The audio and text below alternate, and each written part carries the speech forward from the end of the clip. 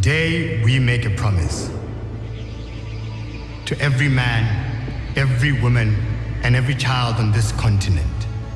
A promise to do everything we can to give you a feeling of empowerment that comes with knowing you are in control of your life and that you can change the world. Even me? Yes, you. It's a promise to help you attain the kind of confidence that we believe can make a real difference in your life. Financial confidence. What's that? It's knowing that you can look after the ones you love and the things you own, and that you are prepared for the challenges that life may bring. It's the kind of confidence that opens doors and unlocks dreams. Qu'on rêve. And whether you have a little or a lot, it can help you access limitless possibilities and reach new potential. Sandy Lungi. That's why we'll never take our promise lightly.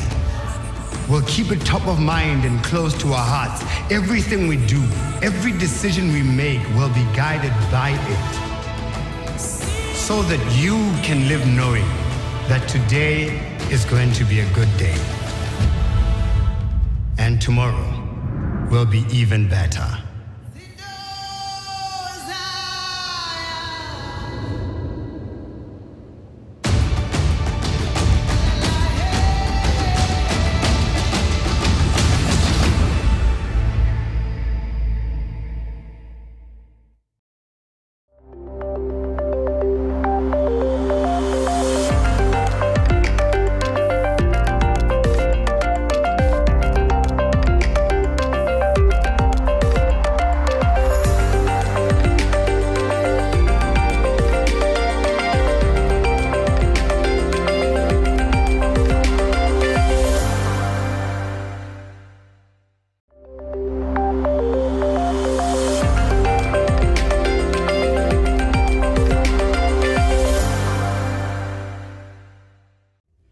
Good morning, ladies and gentlemen, and welcome to the launch of the inaugural Sanlam Gauge. This is a holistic measure of the progress that we as South Africans are making in the transformation of our economy. As you're all aware, soon after the first democratic elections, South Africa's policymakers chose broad-based black economic empowerment as the policy of choice to deracialize the economy and create an enabling environment for black people to be effective participants in that economy. Since then, we've had various iterations of the B-BBEE codes of good practice, and various sectors have also charted their own path to transformation through the sector codes. Whilst tremendous progress has been made in transformation, the narrative remains that we are not doing enough. South Africa is still one of the most unequal societies in the world. This is why we need to keep the dialogue alive on what each and every one of us can do to change this picture. To figure out, we absolutely need evidence, empirical evidence. Enter the Sanlam Gauge. I'd like to thank you all for joining us this morning, and particularly our partners, Arena Holdings, through the events team, as well as the Sunday Times Business Times. I'd like to also thank our researchers in Teledex, who worked very, very hard, along with EmpowerDex, in supporting the analysis of the research you will see today. And most importantly, I'd like to thank Sanlam, who supported what was once just an idea into a reality today. They are also charting their own transformation journey as Africa's largest insurer, leading insurer, but their roots are firmly grounded here in Mzansi. For the rest of the morning, we will be getting into the results of the 2021 Sanlam Gauge. This will be delivered by Lerato Ratsoma, the Managing Director of EmpowerDex. Thereafter, two panels will follow. I will host the first panel, and here we will debate further the outcomes out of Lerato's presentation of this year's research, followed by the second panel that will be hosted by my sister Gugulethu Mfupi, who will now focus on the trends and developments that have happened in recent times in BEE and in transformation in general. There is also a live chat facility available to you on the stream page. Gugu and I will make sure we monitor it. Check out for your comments and questions. We really do encourage you to post as many of those comments, post as many of his questions, and we will endeavor to include as many as possible in our various panels. You can also follow us on social media. Our hashtag for the morning is hashtag Sanlam Gauge. We have included also some comfort breaks during the morning. Just make sure that you can grab a water, grab a coffee, and take a bit of a break during the sessions. Now, let's kick off. And to do so, I'd like to call on stage the editor of our partner, the Business Times, Mr. Seme Zake.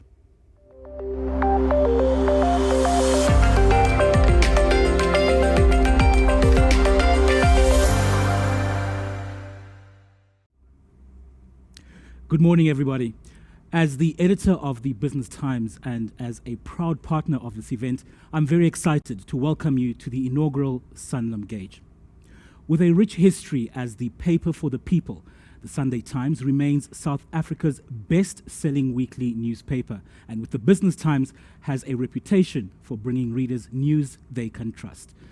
Even though economic transformation has been a priority for the country since the general elections of 1994, it was nearly 10 years later, only in 2003, that the first strategy of broad-based black economic empowerment was gazetted as the government's chosen vehicle for addressing the socio-economic injustices of the apartheid era. When the concept of BEE was introduced to the South African business community, it was met with resistance by those already established and who were no doubt fearful that years of earnest endeavor would be squandered. But there is no doubt that a decisive strategy was needed to get South Africa on track to compete amongst international economies, with all citizens having an opportunity to participate and earn a better and more prosperous future. That is, after all, the intention of BEE, to uplift the black people of South Africa in the context of a culture of fairness and equal opportunity for every person, irrespective of race, culture, age, or gender. We now find ourselves 18 years later with an economy traumatized by the COVID-19 pandemic, which has only highlighted the inequalities that still remain in South Africa. The poor are still poor and the rich are getting richer. But of most concern is our dwindling middle class. There have been those who have adopted the principles of BEE wholeheartedly for a better good, and those who have manipulated the system for their own benefit, happy to be used as tokens. It really is time to remind ourselves that BEE is not intended for the enrichment of a limited number of black people, but that it is there to give everyone the chance to get an education, embark on a career, and accumulate wealth. It is therefore high time that a measurement like the Sanlam Gauge enters the conversation. It's the first time that a consolidated measure of the BEE scorecard performance of industry sectors has been measured. It will provide a clearer idea of which industries are fulfilling requirements best and the lessons that others can learn in reaching theirs. Our partnership with Sanlam in bringing the Sanlam Gauge insights to South African business leaders is that together we drive momentum and meaningful change so that we're not consumed by simply ticking boxes in a rules-based triple BEE structure, but rather that we inspire sincere desire but by SA Inc. to deliver holistic impact and effective transformation. We are very proud to partner with Sanlam on this very important initiative. My thanks to everyone involved in pulling this initiative together, and I'm hoping we will have an informative session that will make a meaningful impact. Thank you.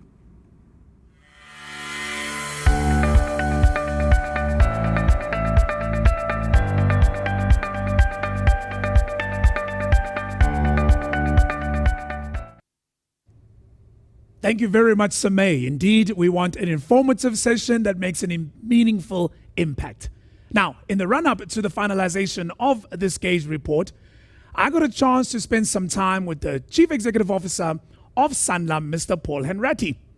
And in that sitting, I got to pick his brain about Sanlam's own journey on transformation and why they chose to partner with the Gauge.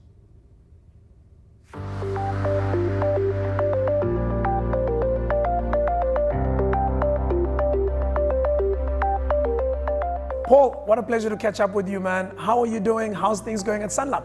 Good, Ndili. I hope things are good with you as well. It is tough out there, but you're the biggest insurer in the country. So tell me, how are things going business-wise? Yeah, no, look, it's very tough. The last year and a bit have been an incredibly challenging time for all of us in our business lives, but also in our personal lives. So I think we're all struggling with being disconnected from each other, having to interact a lot through electronic means. I often say it's quite difficult to imagine that there's still a real economy and world out there when you're stuck at home all the time behind a video screen. So it is a challenge. And of course, in our business, we've had a profound challenge around both mortality claims and also business continuity claims at Santam, and a very big impact on markets last year and on the economy. And of course, none of us know how this economy and economies in Africa, in fact in the world, are going to recover from this event. And that's the big thing that we're all battling about. So many unknowns, I guess. But of course, somehow we as humanity have found a way to survive through this, and hopefully it gets better as time goes by. The impact of COVID-19 on your business you've just outlined, it has affected obviously communities. And here we are talking about the Sanlam Gauge, which is there to measure transformation in our country of South Africa. I can't go and talk about that in detail without talking about the transformation story of Sanlam itself. You've recently taken over, you've been on the board for a couple of years, you're now the CEO. What is your assessment of Sanlam's own transformation journey? Well, indeed, of course, there's a very long transformation journey at Sanlam. And as I always say to people, transformation, although in South Africa we talk about it as almost like a unique South African word and topic, actually transformation is a perfectly natural process. It happens in every organization, it happens in every life of every creature, it happens to ecosystems. It's a natural thing. And of course, in the South African context, though, it has a very special meaning. Yes. And actually not just in South Africa, but I believe in Africa as well, who have suffered, although we didn't have apartheid in the rest of Africa, we had somewhat some similar concepts. So, yes, like colonialism. Like colonialism. So these things have created, some long-term challenges for the continent and the country. And Sanlam has been a big part of this. So Sanlam was originally founded with the purpose of uplifting people who were struggling economically in South Africa. And today, that still remains our purpose, except we now want to help uplift Africans across the whole continent using financial services to do so. And there have been some big milestones in Sanlam's history. So we did an empowerment deal in '93 with Metropolitan. And it's interesting, so 93 was before 94 by definition. Yeah.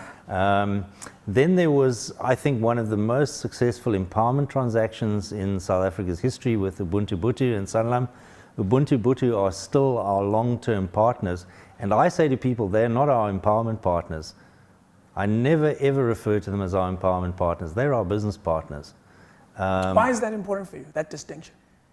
Because we don't do it to collect some points on a scorecard. We do it because they add tremendous value to our business, and because we see them as our forever partner. It's a marriage that we have. So there's no ending ever to that relationship. Obviously, South Africa has struggled by many other measures before this research to really achieve the transformation it wished it could achieve, whether that's on a skills level, whether that's supporting SMEs. We've made some progress on deals and transactions. And I guess part of the reason is that we see it a lot when we talk about transactions, because it's in the front page of the Sunday Times, Business Times, right? Yeah. It's not always in the front page when a Sanlam helps an entrepreneur. It's not always on the front page when a big corporate trains its staff. What's your view on the broad base of empowerment? In other words, or the other elements before or even beyond ownership? Yeah, look, I think it's a very interesting topic. So you're trying to change and fast track 200 or 300 years of sub-optimizing the potential of the economy, and you're trying to move that quickly. And so when you measure what we've achieved in maybe 20 years against 300 years, you've got to be realistic about that. So we're all trying to speed this process up. Some things have happened more quickly than others. And of course, as much as I spoke about transformation and change being a natural process, of course, resistance to change is also a natural process. And so I think that there is probably been some resistance to transformation at different levels. And of course, it does take a long time to change very deep-seated structural issues. And the other problem with it all is that we're not just doing transformation in an isolated, closed system. Yes, yes. South Africa and Africa is part of a global economy. And the rest of the world is not grappling with these same problems. And we need to compete with them. So labor costs, productivity, competitiveness, innovation, and all of these things. And so it's kind of, you've also got to say to yourself, that complicates life as well. If you just had a closed thing and you said, look, we could just deal with this one issue, it would be much simpler. But you're also having to worry about all the other issues coming at you from the rest of the world. Absolutely. So we come up with this idea, and we bring along Sunday Times, Business Times. We come to Sanlam, we say, guys, we think we should measure transformation by sector, and we think we should measure transformation by the different elements, and try to come up with a scorecard for SA Inc. that says to us how far we're doing. You guys at Sanlam say, yes, we want to be part of that. Why? What in your view is the reason we should be uplifting the narrative and the conversation and the debate about this journey that we're on? Indeed, it's really simple. So we're a long-term focused company in everything that we do. And we have to think about really change implications and things many years out, probably more so than in any other industry. We are involved in other similar benchmarking. So in the retirement industry, we have a benchmarking survey that we've been running for many years. And that helps inform people about, you're trying to achieve certain things, what are other people doing, how do you move things forward? So it helps the debate. And I think you spoke earlier about transformation, how are we doing? We're 20 years on. Well, at times you need to pause and measure how are we doing, because maybe sometimes there's a need to reevaluate things, do things differently, put more emphasis on some things than others. And in order to do that, you sometimes need to pause, measure, analyze, think about it. Otherwise we just keep doing the same things.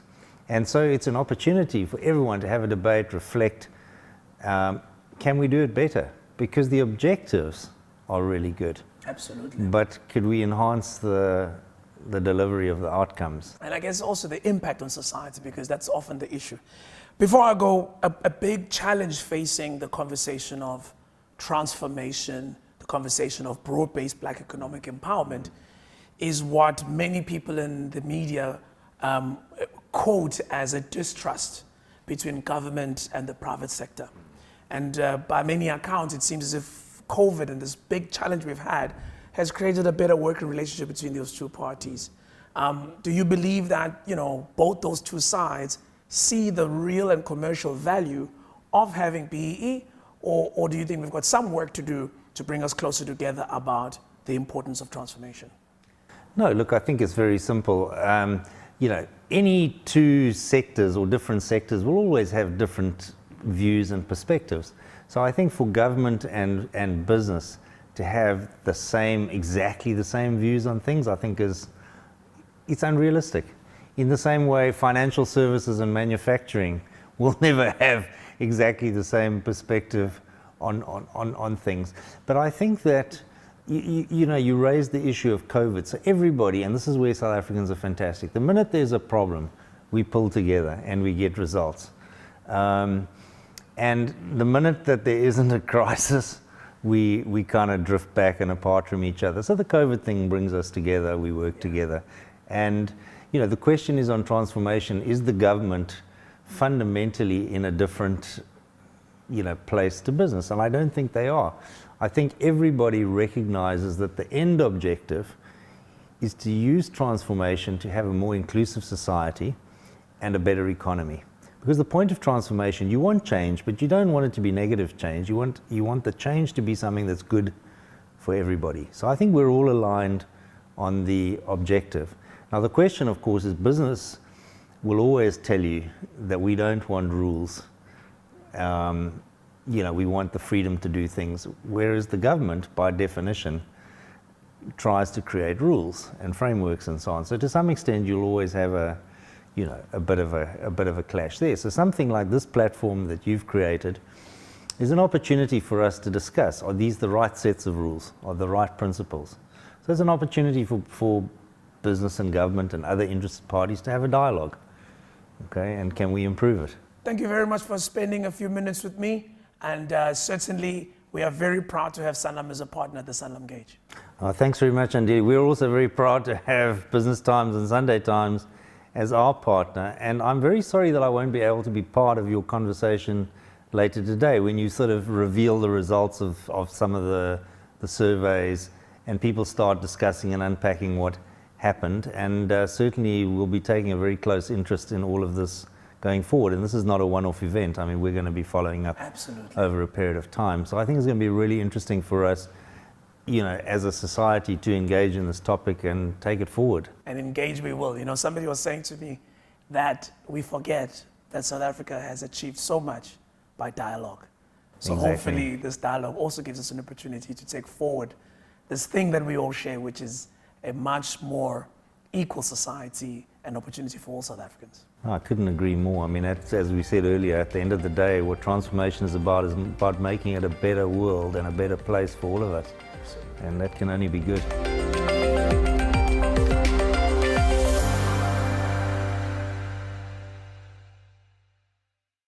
Thank you very much, Paul. I really did enjoy our chats, and I'm so glad that Sanlam is part of this journey. And like we said, you know, it's not a once-off event. It's not just for today.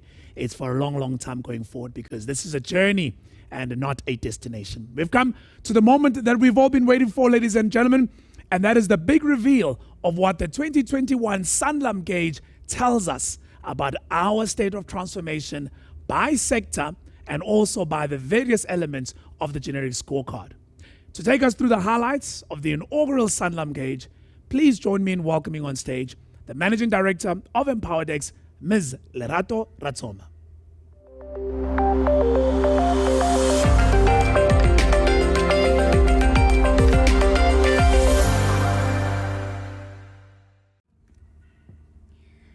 Good morning, everyone.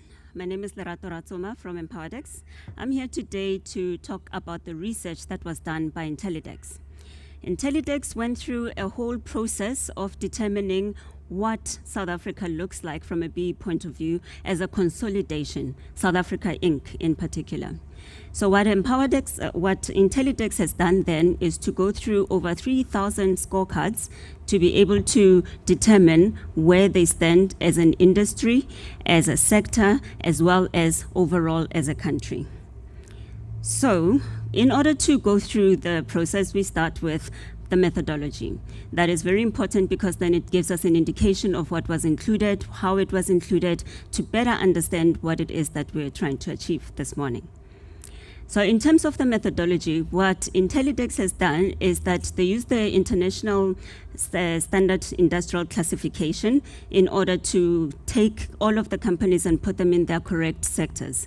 Once that has been done, they then went ahead and split them further from the sectors into their sector codes. This was very important because, as you know, with the generic scorecard, there's a whole host of sectors within that particular scorecard, and therefore it was also important to be able to separate them so that for future research, we would be able to drill deeper even within the generic to be able to determine how the companies are faring. So therefore, in this particular research, what you will see is that there will be sector codes and then there will be generics, and we'll all have an opportunity to go into the detail for all of those. Now, in terms, after we had looked at all of the companies where they were put into their sector codes, and we were then able to determine what their total target, in other words, the scorecard performance would be, or should be in particular. So, for example, you will note that a lot of the sectors have different total scorecard targets, with the generic being at 111 and agri being at 119 and some of the others being at 124. So in order for us to be able to basically look at one and be able to compare it to the next in terms of their own sector targets was to then be able to look at it from a percentage point of view. So how far are you from your target weightings for a particular element? How far are you from a target total scores for your particular scorecard? So that's how we were able to then determine how far ICT would be as compared to tourism and the likes. Now, there were some challenges, they're not that big actually, because some of the sectors would have additional elements, such as the one under marketing and advertising, as well as marketing and advertising, defense, as well as financial services. So with financial services, because when you look at the different subsectors within the financial services, some would have to do access to finance, some would have to do empowerment financing, others are exempted, but at the end of the day, they all get readjusted to 109, so we use the 109 as the readjusted amount for the scorecard. And then the others, such as defense with their additional requirements, as well as the property with the additional requirements, with marketing and communications as well, with the responsible marketing, they were included in the calculation of the total score to be able to determine how far they are in terms of their scorecards. And so when we then went back and said, okay, as South Africa Inc., how are we doing in terms of, say, management and control? What we would do then is to determine what should be the score for everyone for management and control. And looking at the averages, it came out to around 19. That would have been the score that we would have been using for management and control. For enterprise and supplier development, even though they are different, some are sitting at 34, some are sitting at 39, some are sitting at 50. What we looked at was 40 because that was the one that came up the most for all of the companies. So whenever you see the scorecard, it would be adjusted to 40 and we would get a percentage for that particular industry as well as overall for all of the companies. Now, the same thing would happen, of course, including socioeconomic development. With socioeconomic development, there are only a couple that have scores that are much, or the weightings that are much higher than the average, which is 5. And so those were taken into account also. And then we were able to then come up with the target for all of socioeconomic development. But you will see that almost everyone is doing great there. But we'll go into the details just now. One of the other elements that we would look into would be the methodology for the company sizes. This is very important because, as you know, within generic ratings are for any company that is over 50 million. Obviously, for some of them, like tourism, it will be everyone above 45 million. What we find is that there will be companies sitting at 100 million turnover per annum. Others are sitting at 2 billion turnover per annum. So therefore, their ability to make changes and be able to be flexible around the scorecard is definitely different. And so what we did was to then go a step further using the zip codes as well as the number of employees as well as the annual turnover to further put the different companies into the large, the medium, as well as the small companies. Now, with the small was combined with very small, mainly because we did not look at the affidavits that would be applicable for the EMEs, as well as the QSE scorecards. So all that we looked at was the generic scorecards for everybody. So, for example, the large would be different depending on which sector you fall in, so would small, so would medium be. So, for example, if we look at the financial services, their large companies are anyone from 800 million, and their small is everyone from 50 million, which is very different to someone like agriculture, where their large is 5 million. So you would then understand that for different sectors, their large companies are able to maybe move around more, and they would be they should be compared against other large companies that have the same access to information and the infrastructures to be able to actually make a change when it comes to the scorecards. And so all of these, as you can see, the sector codes or the SIC codes that were done here are for all of the sectors, not just according to the BEE scorecard. However, when we do analyze and go into detail, that is where we would then have to split them up. So in a nutshell, that is the methodology that was used in order to determine where we are as a country, as sectors, in order to determine where we have actually done well, not done so well. And now is the time where we look at the actual scorecards of the different elements. Oh, by the way, if you want more information around the methodology, you can always contact Colin Anthony at intellidex.co.za with the details of the methodology and the workings behind them. And now we come to the actual results of the particular exercise of going through over 3,000 companies. So you will see here that we've got the percentages that have been achieved by the different sectors. And these percentages, as I explained earlier on, would have been based on how far the particular industries or the sectors were from getting their full scorecard results. Now, you will note that they would be based on different target scores, which is obviously the number of points that are available. And the target scores that we have there, they do not include the bonus points. I know a lot of companies base even their strategies on making sure that they attain those bonus points, which is a good thing. However, for us to be able to determine how far they are, the bonus points were not taken into account from a target score point of view. However, it would be included, obviously, in their contribution scores that we're assessing. So you would see here in the first column where we look at the recognition levels, quite a lot of the sectors were able to attain a level 1 based on their scoring. That would have been their average as an industry, which is quite interesting because normally 100 would be anyone who is above 100 points on their scorecards. So it is very encouraging to see that quite a lot of them have been able to attain this.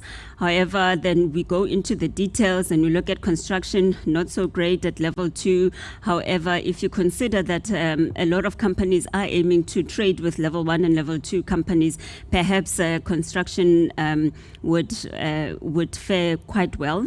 But we also know that construction is a particularly competitive industry, and therefore, when you see them averaging a level 1, then you should know that they must have worked very hard, and they know that probably their competitors are also probably around the same mark. There aren't as many agri companies that are out there, so for them it would therefore be easier than to attain a level 1 and maintain it as well. Financial services was also in level 1 region, and what we find is that in those sectors where it is highly regulated or where there's a lot of licensing that is required, accreditations and things like that, we find that those particular sectors are likely to pay more attention to BEE and are likely to want to ensure that they are at the very top, because then it allows them to be able to continue trading. It's like a business to trade. So a license to trade, my apologies. And then we look at the other elements, ICT, the companies there, we were expecting them to be much higher. However, they do have slightly more stretch targets. For example, the ownership is at 30% target as opposed to the 25 for everybody else. And so it is important, therefore, to note that if you're an ICT company and you are above level 4, that means that you're actually exceptional in your industry. Then we have the integrated transport. Now, this one is a little bit of a problem, not the industry themselves, but the sector code in this particular case is not based on the 2013 codes that we are assessing for everybody else. All the other sectors that I'm mentioning here, they have been aligned to the BEE codes that came out in 2013. The integrated transport and all the sub-sector codes are still aligned to the 2007 7 codes. And as you know, quite a lot has changed between the generic 2007 and 2013. So therefore, these companies that you're looking at, they would have been assessed on 7 elements as opposed to 5. They would have had to, they don't have any discounting. With generic and everybody else, there's discounting from ownership as well as from skills development and ESD. So these companies under the integrated transport, they do not have that type of discounting, which means that their score we can place reliance on if they're comparing themselves against themselves. However, it's not fully aligned to everybody else, so it's not a great comparison. But it is out of 100, and they are making quite a huge impact to the scorecard of the whole country, so therefore they have been included in this particular assessment. So they averaged level 2 with the old transport scorecards. It would be interesting to see, once they have been aligned, what their average score would have been. The expectation is that it shouldn't be that bad because, I mean, the codes have been out since 2013, and a lot of companies have had lots of time to go through it and understand exactly how they work, and therefore the expectation is, even though they're still using the old, they probably have a process in place already, so that should there be a change to the new scorecard, they will not be surprised with the extra requirements and the higher targets around procurement and things like that. Then the rest of the scorecard is available, with tourism scoring very high as well.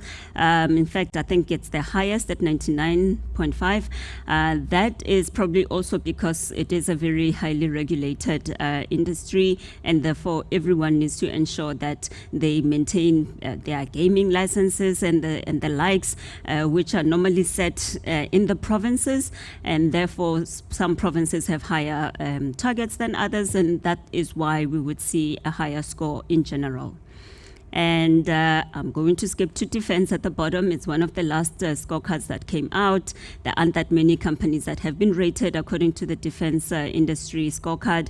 However, those that have already done their assessments, they're sitting on an average of level 3 with 80% attainment of their scorecards. Then we have generic.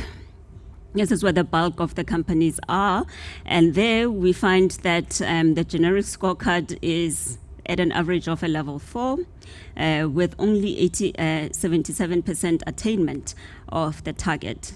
There's a number of reasons that is so. If you consider that the generic scorecard includes so many industries that do not have their own individual sector codes, you would also note that there are some that are heavily regulated, like mining. Therefore, they will have their scorecards ready and in good condition. And then there are others, such as retail, that isn't as regulated, and they don't have the same pressures as everyone from a procurement point of view. And therefore, from that point of view, if you have to average all of them, unfortunately, the scoring goes down. So it would be useful in future research that we break it down according to the SIG codes to ensure that we get a better indication of, for example, how the automotive industry is doing compared to mining, compared to petroleum, compared to retail, wholesalers, compared to manufacturers, all of those different industries that would fall under generic at the moment. However, that is what we're looking at when we're looking at the different sector codes. So you will see this is just the same presentation, just looking at the sectors to show really that tourism is the shining star at the moment, with financial services and the others right behind them. So we would say, as a whole, majority of them would have gained over 80%, except for one, and that on average, it looks like the different sector codes or the participants in those sectors are working hard to attaining their actual goals and are close to getting their full percentages. Then the next question we should be asking is, are their own targets stretching them enough? And are there initiatives that come out of the scores actually making a difference to transformation as a whole? Now, this is where the nitty-gritty comes in, looking at the whole of South Africa, all of the companies, all 3,100 of the companies, to determine exactly how we are doing collectively. The different sector codes, we looked at their scores, we broke down their scores and added them up and did exactly the same thing that I had mentioned in terms of getting the percentages to be able to determine exactly how we're doing.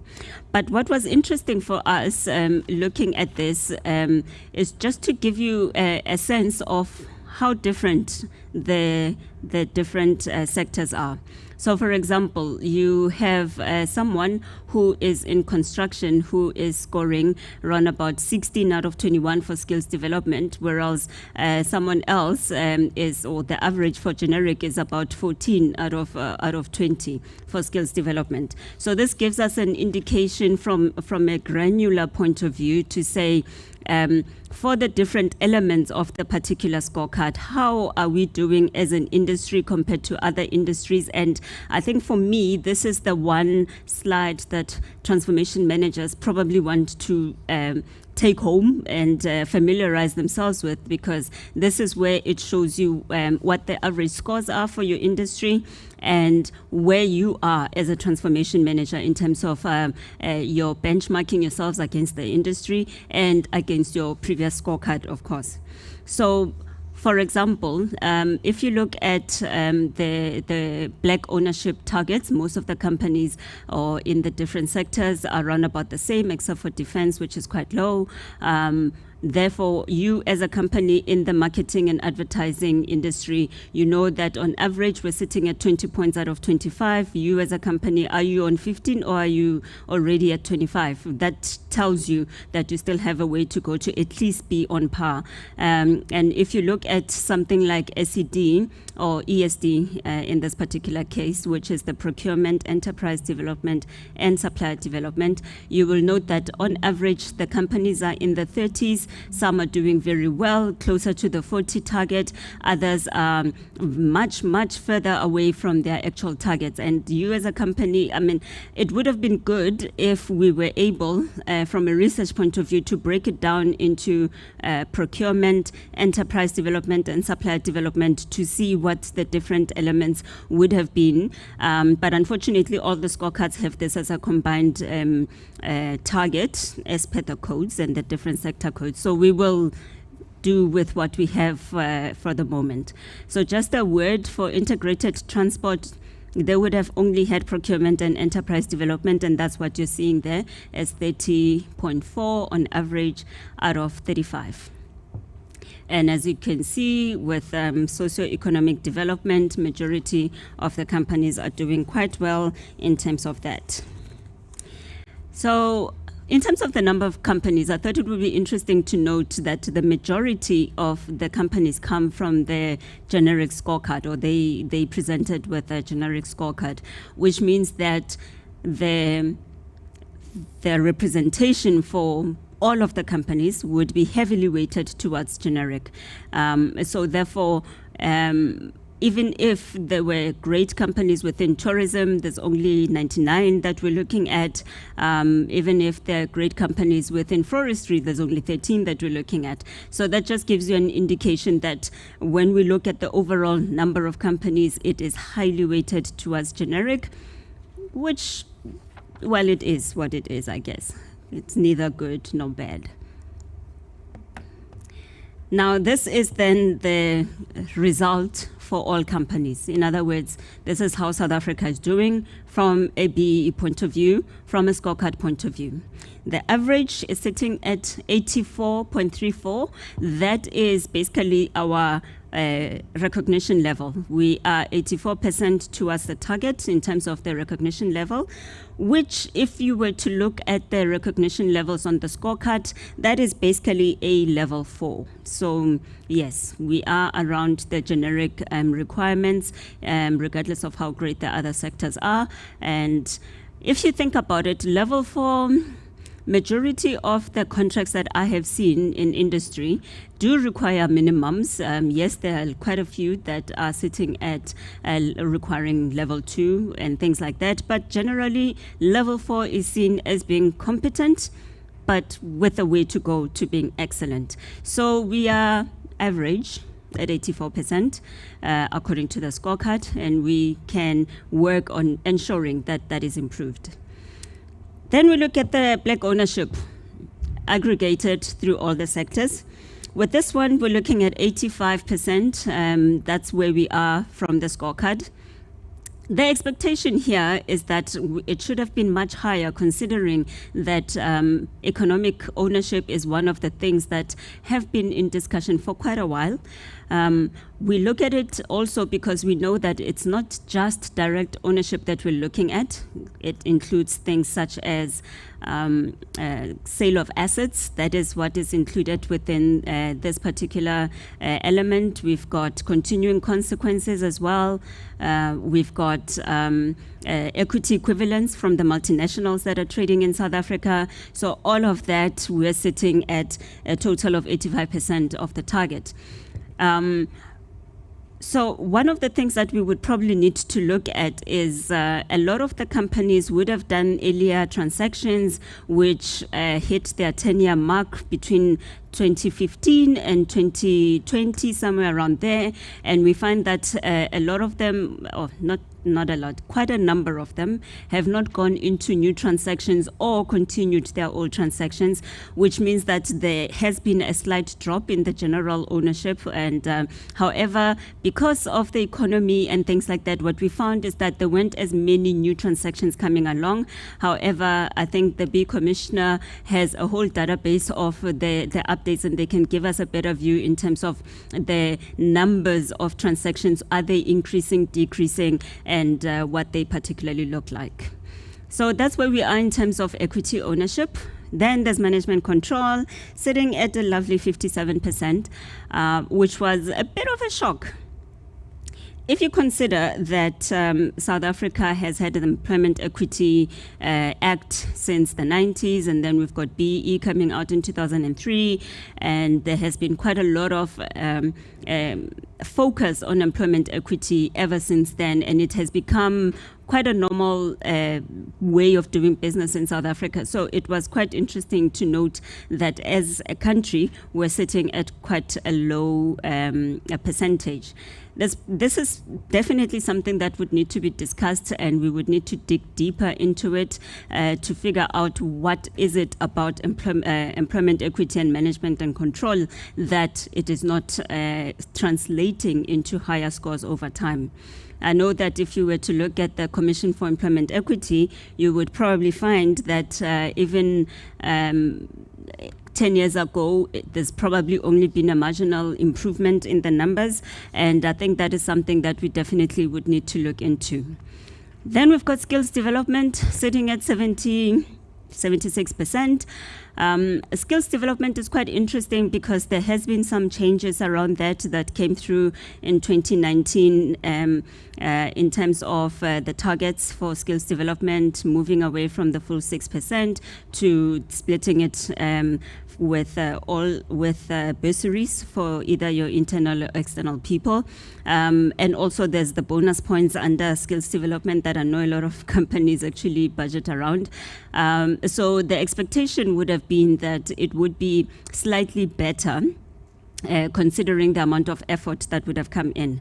Now remember that these figures are not 2020 figures, they are 2019 mainly, which means that the effect of COVID on skills and things like that would not have been captured in this particular scorecard. Those will probably come in next year when we now look at how COVID affected the learnerships, how it affected the YES programs. As you know, a lot of companies are able to boost their levels through the YES program.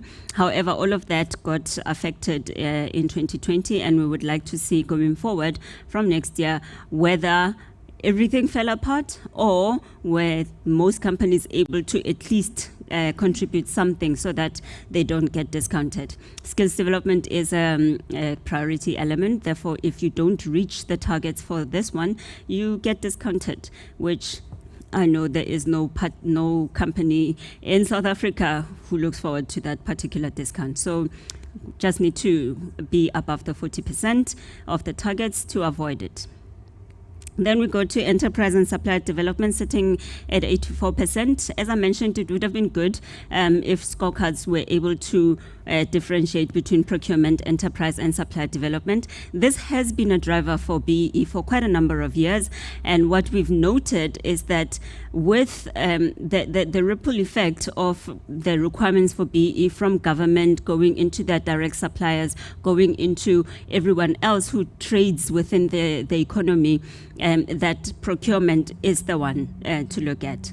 With the targets having been raised, with about 40% of your procurement score coming from black-owned suppliers, 51 black-owned suppliers, we did note that there was a bit of a struggle for a lot of companies, which means that the enterprise development as well as the supplier development initiatives needed to be bulked up in order to feed into procurement in order to avoid discounting and actually get a good score. But it is definitely one of the areas that a lot of progress can be put in, or we've seen a lot of progress, and there's a lot of potential for more to come out of it. And what we note is that if we as a country are looking at improving our economic growth, dealing with joblessness properly, then this particular element, rather than all of the others, is one of the key ones to get us to where we need to go. So at 84%, okay, not too bad, but a lot can be done from there. Then the last one is socio-economic development, which a lot of companies are doing very well in, mainly because it is one of those things that was there way before BEE came into being, and it is a way for companies to show that they are a good corporate citizen, and therefore we're not very surprised with the scoring. I think the target is around 1% of net profit after tax, and most companies are comfortably able to attain that without really sweating much. And now I come to the comparisons between the large, medium, and the small companies. Now, before even going into it, the expectation here would be that large companies have the infrastructure to make changes. Medium companies, not much is expected except for making sure that they attain their goals, whereas smaller companies have more to worry about, mainly because they generally don't have big HR departments to actually make sure they have the right learners and all of those things. They generally don't have a good processes for tracking their procurement and things like that. However, they're more flexible. You know, they don't need to go through 5 layers to get things to be approved, and therefore it's much easier for them, well, it should be much easier for them to attain and make changes as and when needed in order to remain competitive. But let's see if my expectations and your expectations are reflected in the actual statistics. So the red line over there will tell us where the target should be as a percentage. The blue would be our large companies. So from overall point of view, the large companies are sitting at 81%, the medium companies are sitting at 82%, and the smaller companies are sitting at 83%. So on average, they are around about the same, with the small companies slightly higher than the medium companies. And with my opinion would be that it's mainly because of the flexibility and the competition in their particular areas of operations.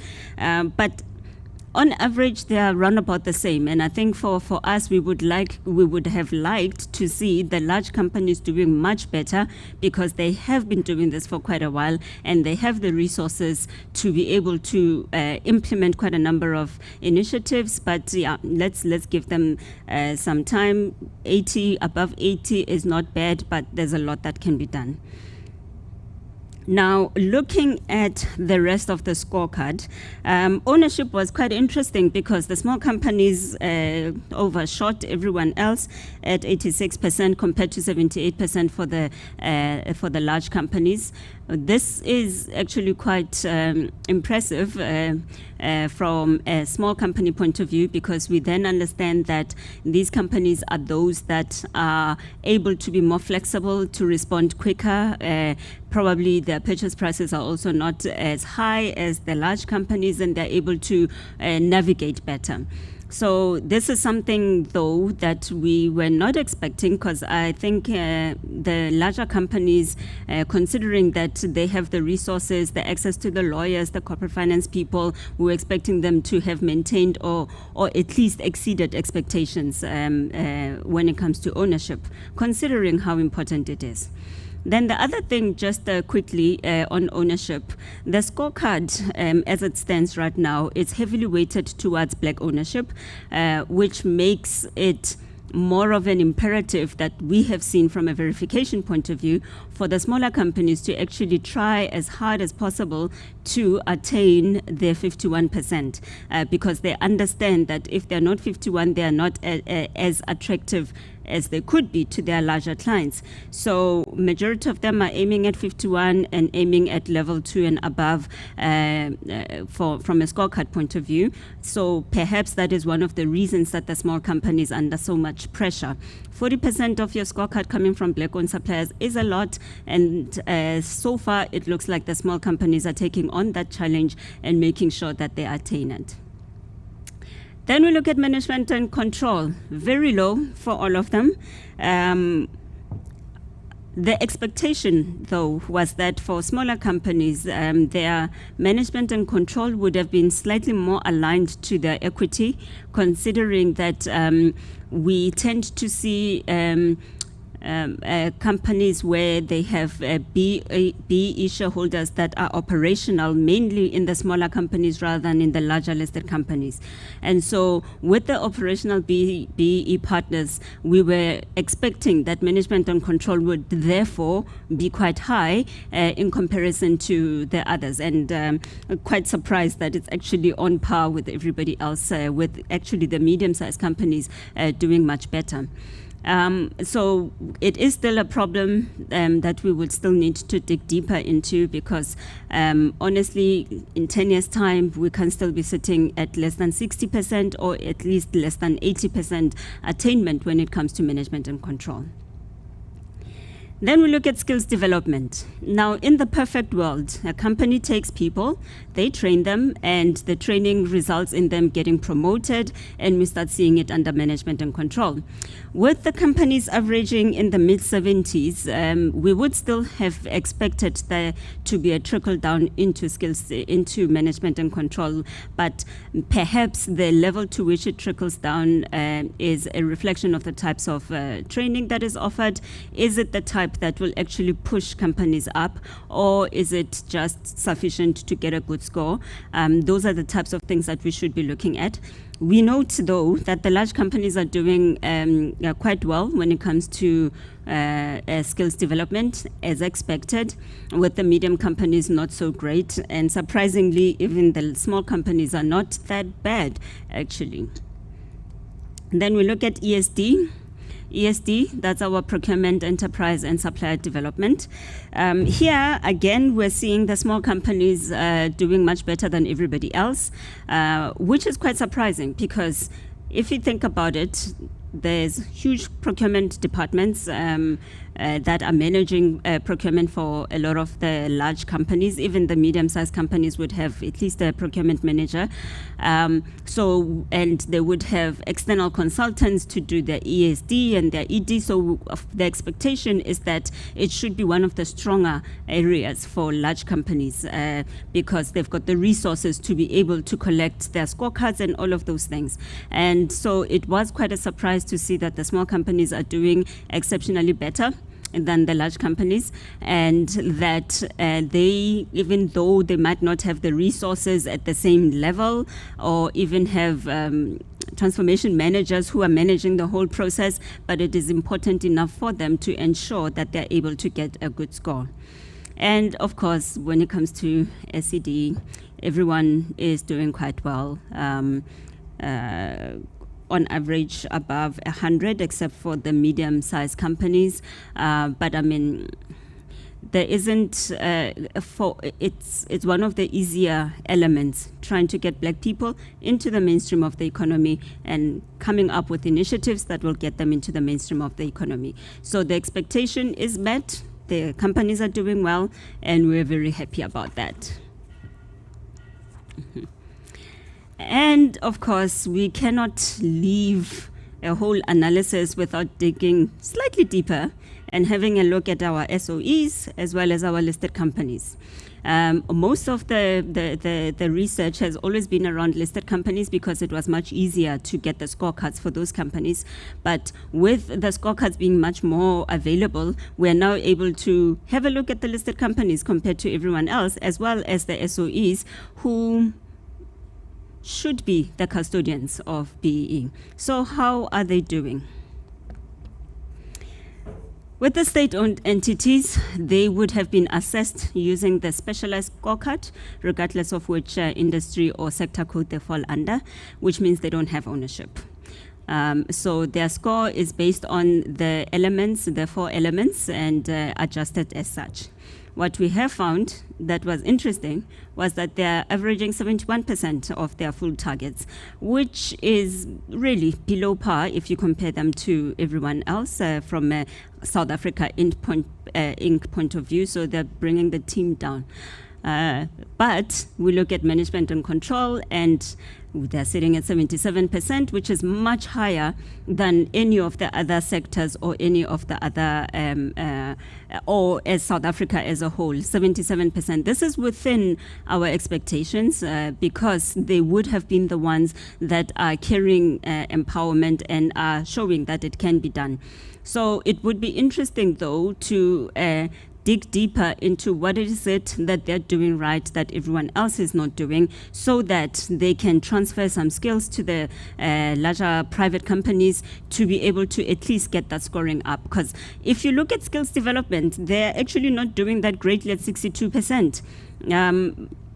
This is actually quite a bit of a surprise, because you would have thought that government, as state-owned entities, because they have the resources, they would make sure that they have good skills. However, it is possible that the score is an indication of the level of record keeping from a verification point of view, because we do see quite a lot of that where you've done the initiatives, but we can't count them because you can't prove it.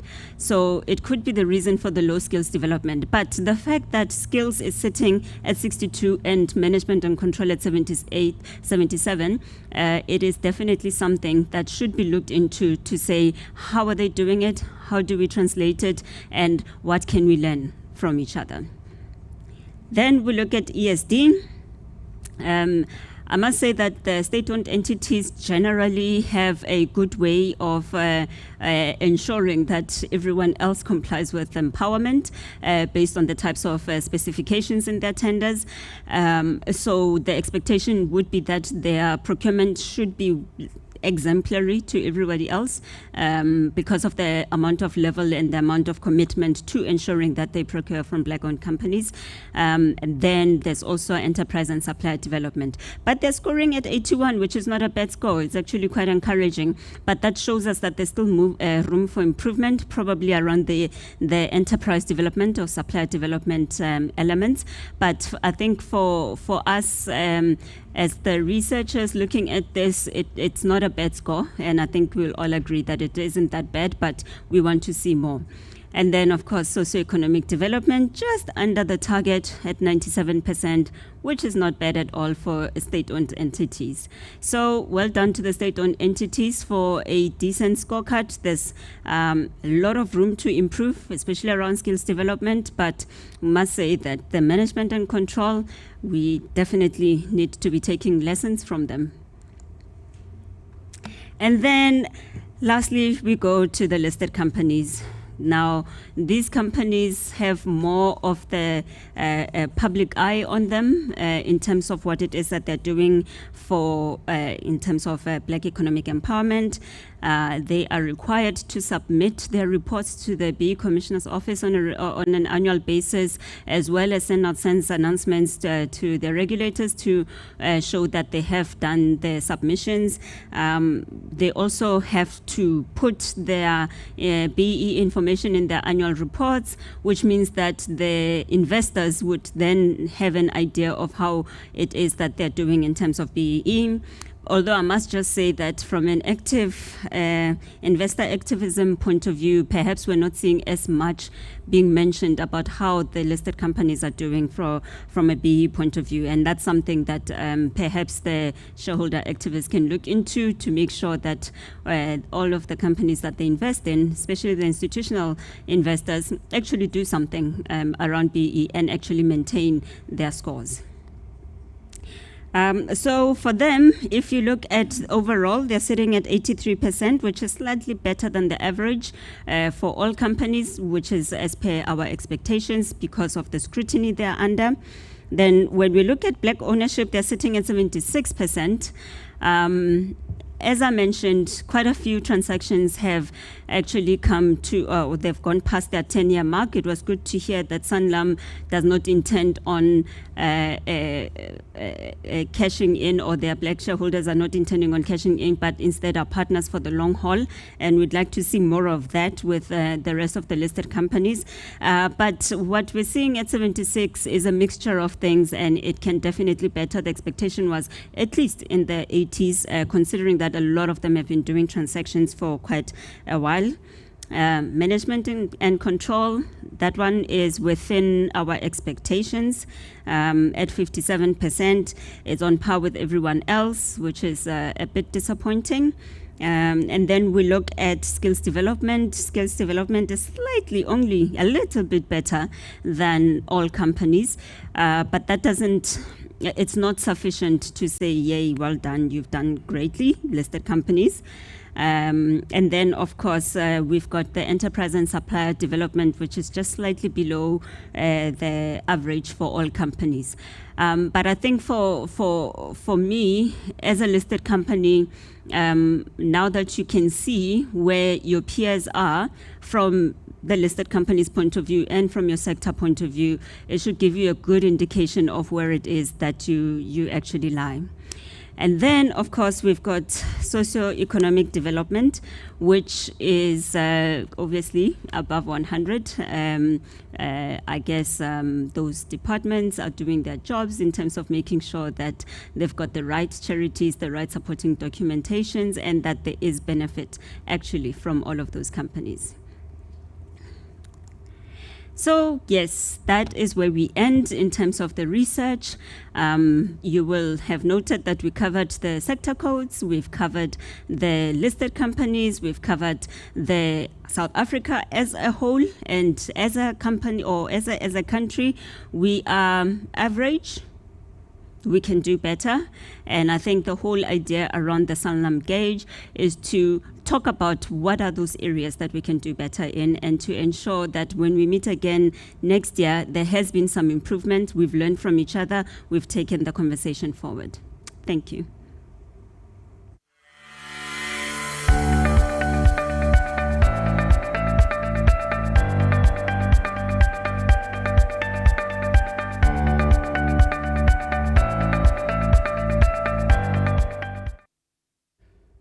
Thank you very much, Lerato, for that stellar presentation.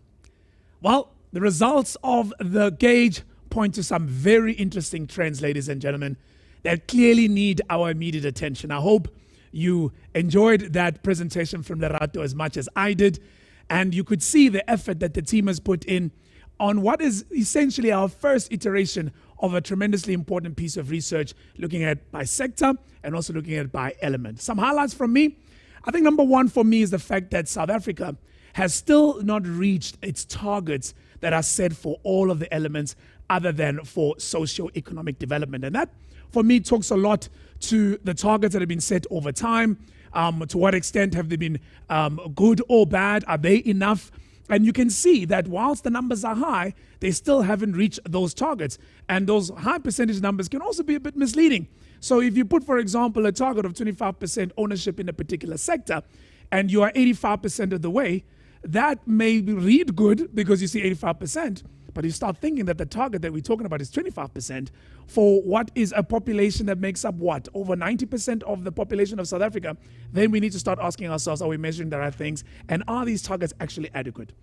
Number two for me is the need to rethink meaningful transformation.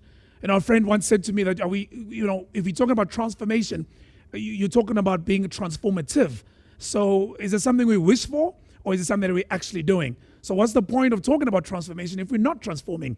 So we have to ask ourselves whether the policy is having the desired effect, all right, on our economy and on society. So are we measuring just the income, the inputs, or are we also measuring the outputs? Are we measuring just the initiatives, or are we measuring the outcomes? So for things like socioeconomic development or even skills development, if I am putting in the money and I'm company X, I'm spending X percentage of my payroll or X percentage of my NPAT for this particular element, is it having the desired effect? Should I be measuring how much I'm putting in, or should I be measuring whether those skills that I've purportedly spent money developing are actually leading to those people getting career opportunities? The money I've spent on entrepreneurs and on skills development of those entrepreneurs or funding them, is it leading to more and more successful SMEs? Those are the questions I think we should be asking. And of course, what I think is probably the highlight of the research for this year is the consistently poor scores when it comes to management control. And it's across all industries. We really need to get to the bottom of what is the fundamental issue when it comes to management control. And how does that relate to the higher scores we're seeing in ownership? So are we having black people having more ownership of companies in South Africa, yet that ownership doesn't translate to management control? Do you really own something if you're not controlling it? And so what's the link there? And also, what's the link between that management control and also skills development? Where's the throughput? How come it's not happening? So that's also was a big issue for me. And I'm a little bit worried personally about the fact that there's so many sectors, and I've already seen in some of your comments you guys are putting out there, asking for manufacturing. Where's manufacturing? Lerato, people are asking. They're saying, where's healthcare? The truth is, they do not have their own gazetted codes, and they are still reporting according to the generic codes. Is that an issue? Add to that wholesale retail, add to that education, add to that energy, add to that food and bev. All of these sectors do not have their own specific targets as a sector and the specific impact they could have on transformation because of who they are. So we're going to talk about that and many others. And of course, there's still barriers to transformation. There are sectors like agriculture that still rely a lot on government support. And we've seen what's happened in recent times where government support has not been as good as the players in agriculture would like it to be. And that's going to obviously in the long term threaten important things like food security. Then there are industries that rely on capital. They rely on access on acquisition and growth capital. For example, the property industry. If you're going to have more black property players, you're going to have to give them the marbles to play. You're going to have to give them the gunpowder to be able to acquire these properties. That means capital. Of course, we're going to talk about all of these and more in our two panels that are coming up. I'll be hosting the first one. Gugu's already here to host the second one. And we're going to get into the real issues and the real items on how then do we shift the movement, or at least the trend that we are seeing in the results for this year. So again, Lerato, thanks again for that wonderful presentation. Okay, guys, I think it's time for a good comfort break now to just kind of marinate over all that we've heard and let it all sink in. So I'm going to ask you to take a 5-minute break, grab a coffee, grab a water, and we'll be back in exactly 5 minutes.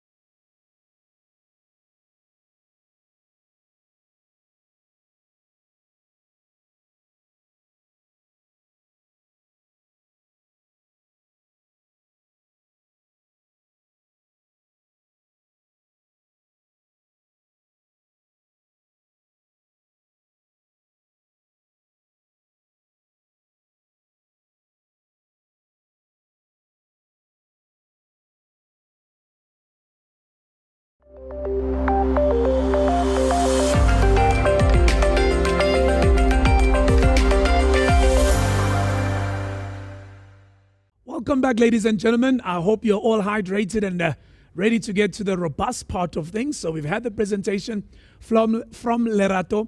You've seen what the numbers are. And now we're going to get into the real discussion, because the report is also full of analysis. And that's what my panel and I are going to be doing this morning. Let me introduce you to the panel that we have here. I've got Mr. Carl Sotigwa. He is from Sanlam. He's head of market development for the group. I have got Mr. Donald Khumalo. He's a head of human resources at the JSE. And we've got Lerato Ratsoma from Empowerdex, who's just given us a presentation. And fortunate enough today, I don't have one, but two representatives from the BEE Commission. I've got Ms. Lindiwe Matonsela, who is the head of compliance at the BEE Commission. And also joining us virtually is the BEE Commissioner herself, Ms. Zodwa Ntuli.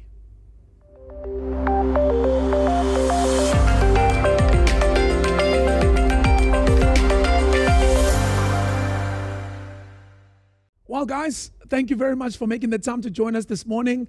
I know that you've had a bit of a sneak preview of the report overnight, and I know obviously you paid good attention to Lerato's presentation. First, let me thank the BEE Commissioner's Office for joining us. I really do appreciate it, especially Zodwa still being able to join us online, and Lindiwe. Yeah, I feel like I've got a bit of a double header with me, which is wonderful. And thanks to Lerato for the presentation. It was absolutely brilliant. And of course, Mtungwa, thank you so much. Sotigwa, thank you, gentlemen, also for joining us. I'd like to start with your overall thoughts. And, Lerato can go last because she's already given us overall thoughts. But I'm quite keen to hear your thoughts generally about what the Sanlam Gauge has shown us this morning about transformation by element. All right, we've seen the highlights and the lowlights of that, and also by sector. And Mtungwa, I want to start with you, because you work for the organization that is housing some of South Africa's largest and most impactful businesses at the JSE. What are your initial thoughts generally? Thank you, Andile. Thank you very much for the opportunity. Lerato, thanks for the presentation as well. I think some of the key takeaways for me from the presentations really relate specifically to the area of ownership. I think what is highlighted is that we're currently sitting at around about 85% of a derivative of 25% as a percentage. So I think it's very important that we take that into account. So you have ownership on a lower quadrant, however, we're still not achieving it. So I think that's very concerning. The second part is regarding skills development. I think we are seeing a nice dial-up at 100%, but the bottom line is that we're not seeing that translating into meaningful employment equity, translated into people occupying strategic position and so forth. And I think those for me are the two key highlights. Why do you think, Khumalo, that the issue on ownership kind of comes with this double-edged view, right? So on the one hand, you can celebrate that you're 85% of the target there, but the target is 25. Correct. But these targets were agreed. Many people in the business world often criticize BEE and say the goalposts keep changing. So what's your issue? We're reaching 85% of what we agreed we must reach. That's good. Look, I think the problem is multifaceted. Let's start with what I believe is key. One is that boards and excos, in my humble opinion, are indicating lofty statements around transformation. But appointments at a call phase are in variance with the objectives from a transformation perspective. I think the other thing that we're starting to see is a glaring gap around succession in the country. We have key and strategic positions where we have huge gap, and that in itself talks to the fact that you don't have a pipeline and a feeder coming from your middle management to senior management to top management, and that is creating another big problem. I think the third component is around skills development. Yeah, we are driving skills development on the basis of trying to achieve the skill spend. Yes. Is it translating into meaningful strategic, into meaningful, value where people are acquiring the requisite skills to transition and move on to the next level of growth, more specifically transitioning or graduating to C-suite level? I don't think we're getting to that. Absolutely. And I guess the question we could all ask ourselves there is, are we training the right skills, right? Because, if I'm incentivized to spend the money, that does not necessarily incentivize me to be spending on the right kind of skills that will see that graduation to management control. We'll come back to management control. It's the low light of the research. We're all bad at it, and we've got to talk about why that is. But Mr. Sotigwa, let me come to you. Your highlights and lowlights of the research, what are your general thoughts?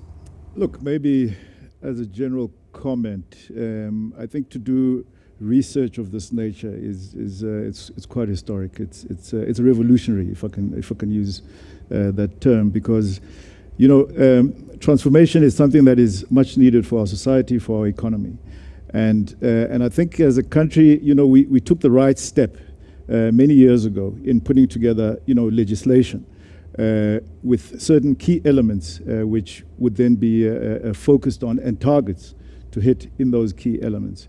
What we've done over the years is, we track progress at an individual company level to determine how companies are doing in transforming their companies and making them an impact in terms of transforming society. What we haven't done is to actually track at a sector level and at an SA Inc. level whether society is meaningfully transforming. So for me, I think this is really a major step that we've taken to actually be able to ascertain whether South Africa has moved in a meaningful way when it comes to transformation.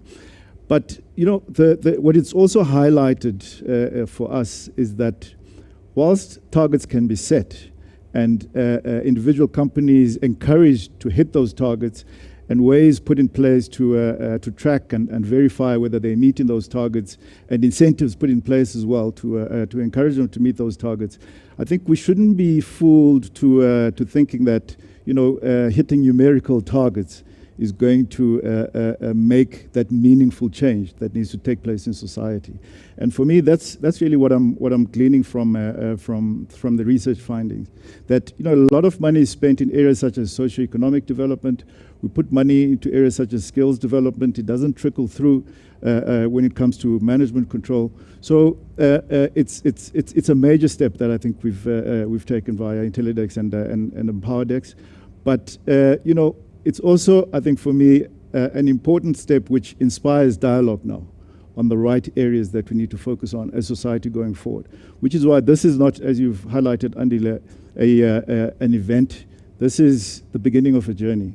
And for us to really make that step change in transforming society, we now need to know what are the areas that we're going to be focusing on and make those meaningful steps in addressing those gaps. Absolutely, absolutely. Let me move to the double header that I'm blessed with today from the BE Commission. Sislindo, let me start with you.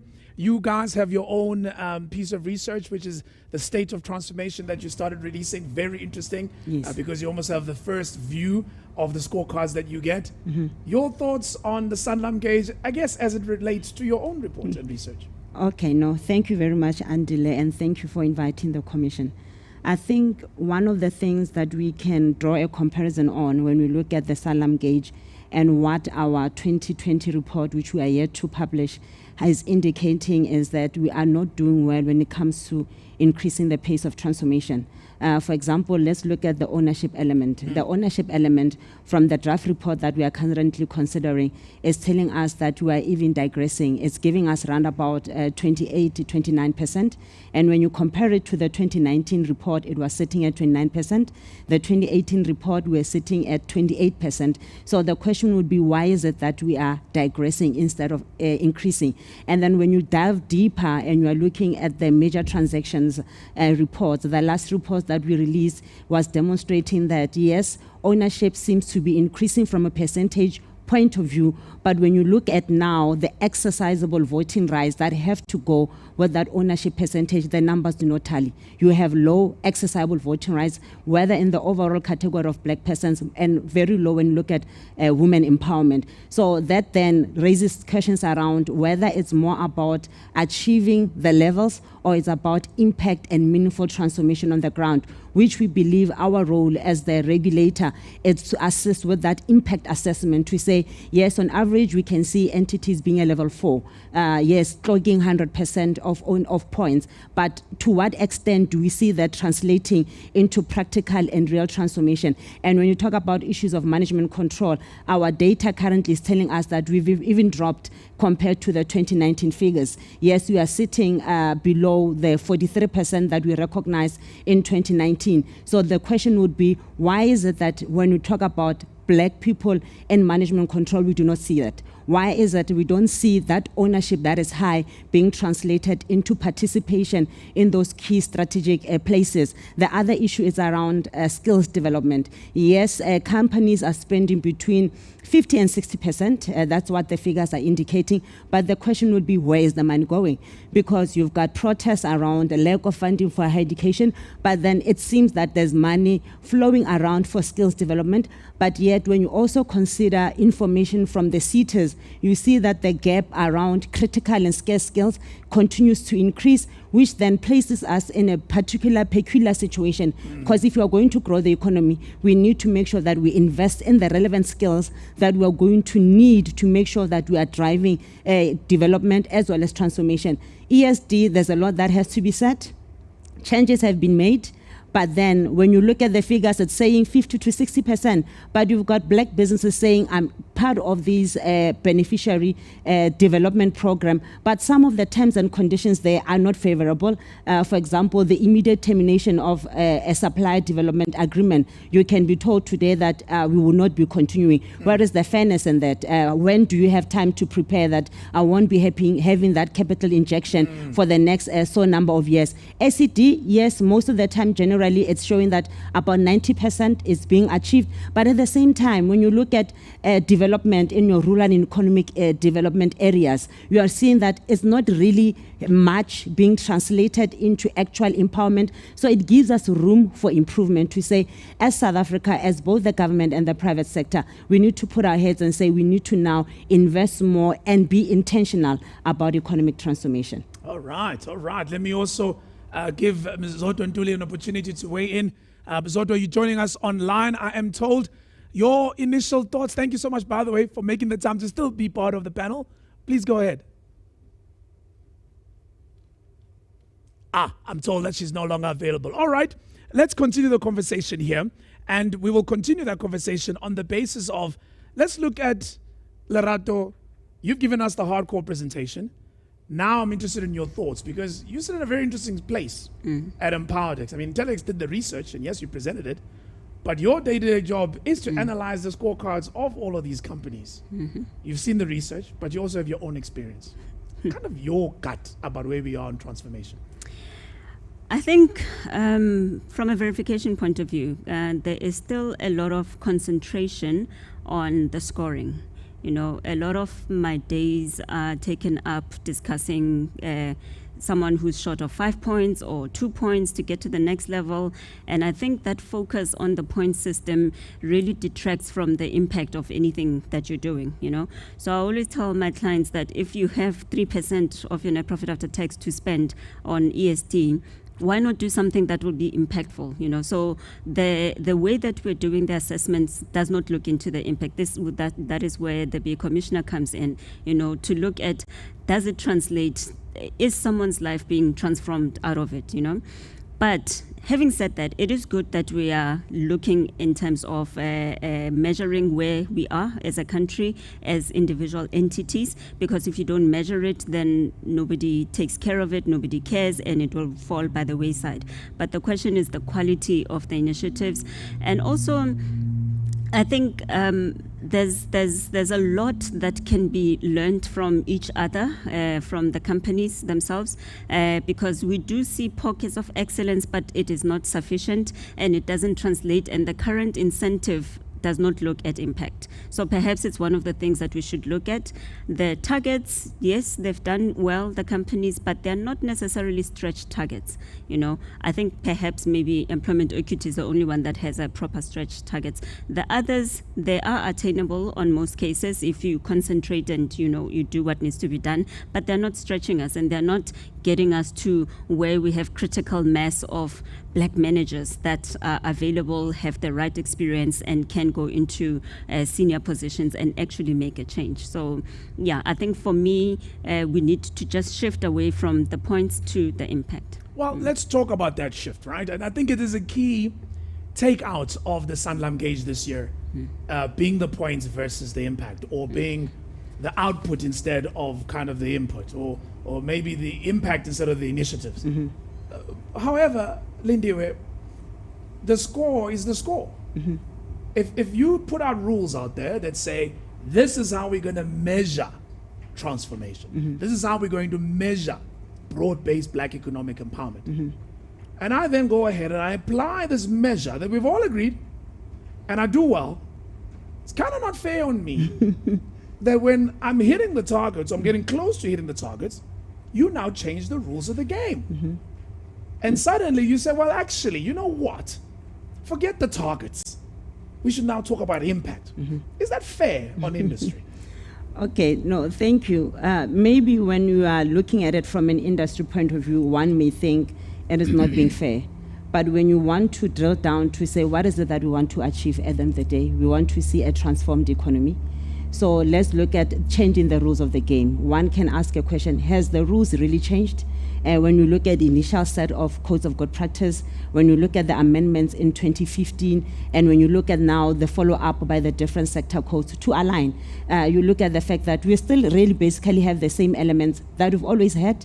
The difference was the introduction of supplier development within the enterprise and supplier development, the increasing of the points, but the focus has always been we want to see transformation. And then that stems back from what the B-BBEE strategy is all about, to say that when you talk about transformation, there must be ownership and control. Firstly, that is direct empowerment into the hands of black people. And then secondly, you must see that human resource development coupled with the issues around experiential learning, coupled with the training as well. Then we talk about now the other form of indirect empowerment, where we talk about preferential procurement, making sure that we provide those market opportunities. We talk about increasing the investment into black-owned entities. At the end of the day, when you look at that, it talks about the objectives of the B-BBEE legislation that we find in the B-BBEE Act. So always the key or the point of departure will be, are we achieving those objectives? Now, the role of the regulator is to assist entities to properly implement the legislation. From a numbers game, you can seem that, yes, you are clocking the numbers,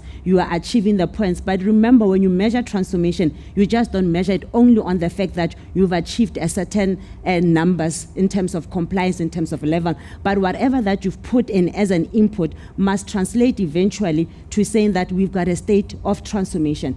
Some of the things like your management control as a company, it's well within your control. How do you recruit? Do you make sure that consciously B-BBEE is embedded in your recruitment strategy? Do you make it consciously that as you are training, you are mindful that I need to be equitable in my training and bring back the black participation and make sure that I distribute my training spend equitably amongst the black category? You look at issues around your enterprise and supply development. If you are going to identify a beneficiary, for example, who needs support? Is the beneficiary entity. So who must tell you and demonstrate that there is a gap, so that your initiative is able to address the need and the gap that exists in that enterprise. So I cannot prescribe to you as a measured entity to say you need this for purposes of enterprise development. Yes. I must assess your needs so that the initiative can address the needs that are required. Well, let's pause on that. I want to go to Carl and maybe also Mtunga, you might want to weigh in here, because in the corporate world, in which you two are in very senior positions, they have a thing that they say, Lindiwe, that you can only manage that which you can measure. Now, Lindiwe is talking about the intent. Lindiwe is talking about I must care about what interviews I'm doing. The measure doesn't say that. The measure says this is the number and I gotta hit it.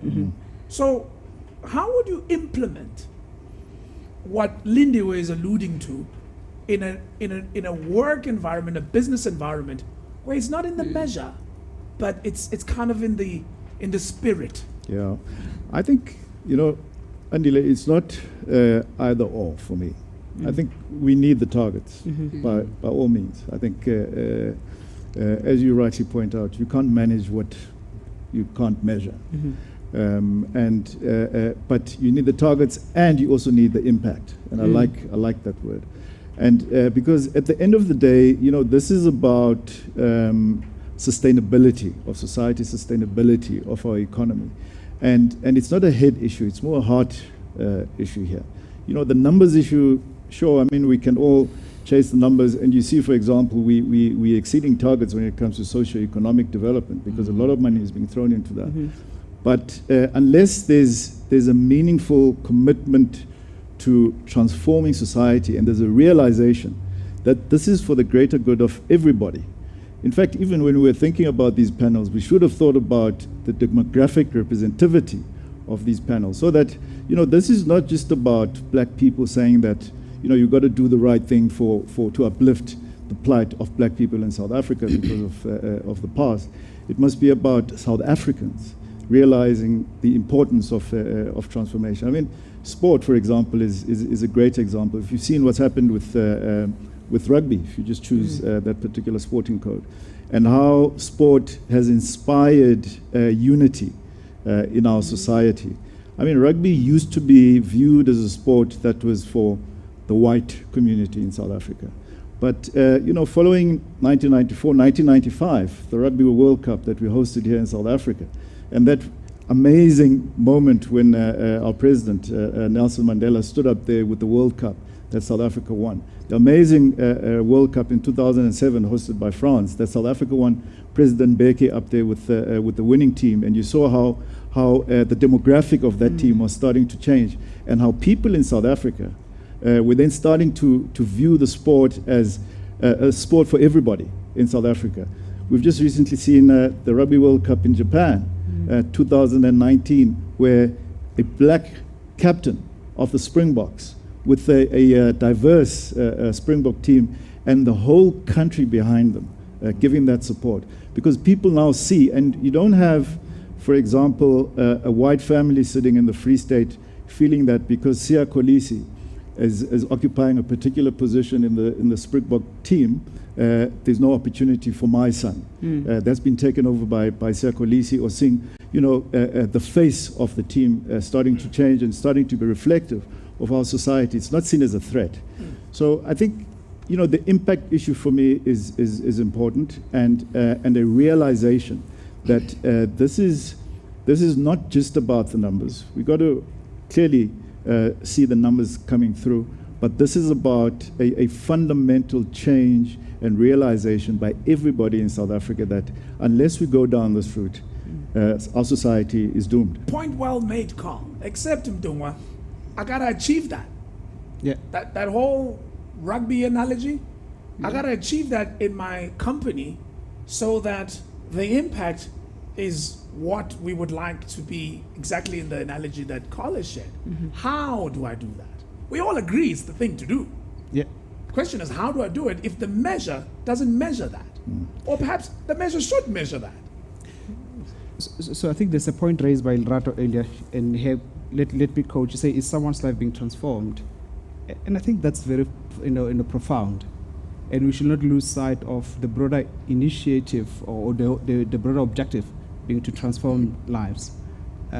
What we've seen is that companies have started with trusts, and those trusts have translated economic value to a number of beneficiaries, predominantly black. We've seen trusts that benefit students at university.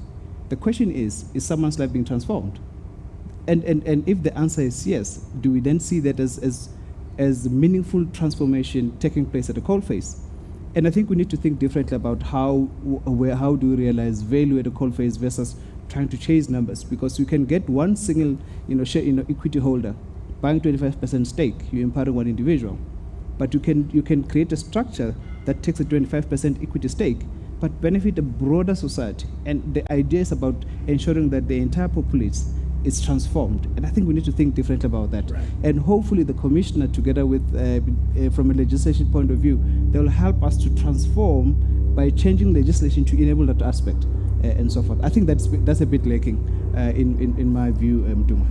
As a direct consequence of what you just said, Lerato, and I'll come to you, Lindiwe, should legislation move away from measuring initiatives, spend, impact, numbers, and move to, rather, measuring impact, measuring whether or not the right things are done, but they're also done in the right way?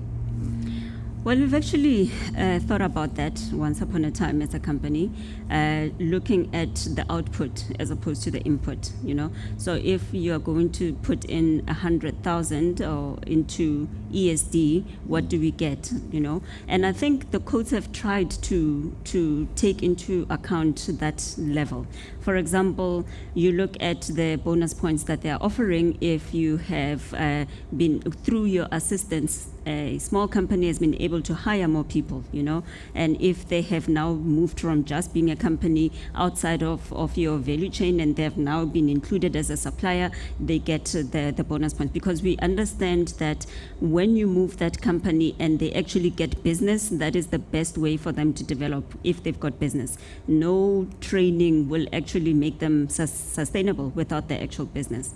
So there are some pockets of impact that are being looked at the current level, but not to the extent that it becomes normal. I think the type of impact that we're looking for is more of a cultural change or attitude change towards the codes as they stand, because the funds are there. It's whether, and you, as a company, you have options in terms of what to do with the funds, you know.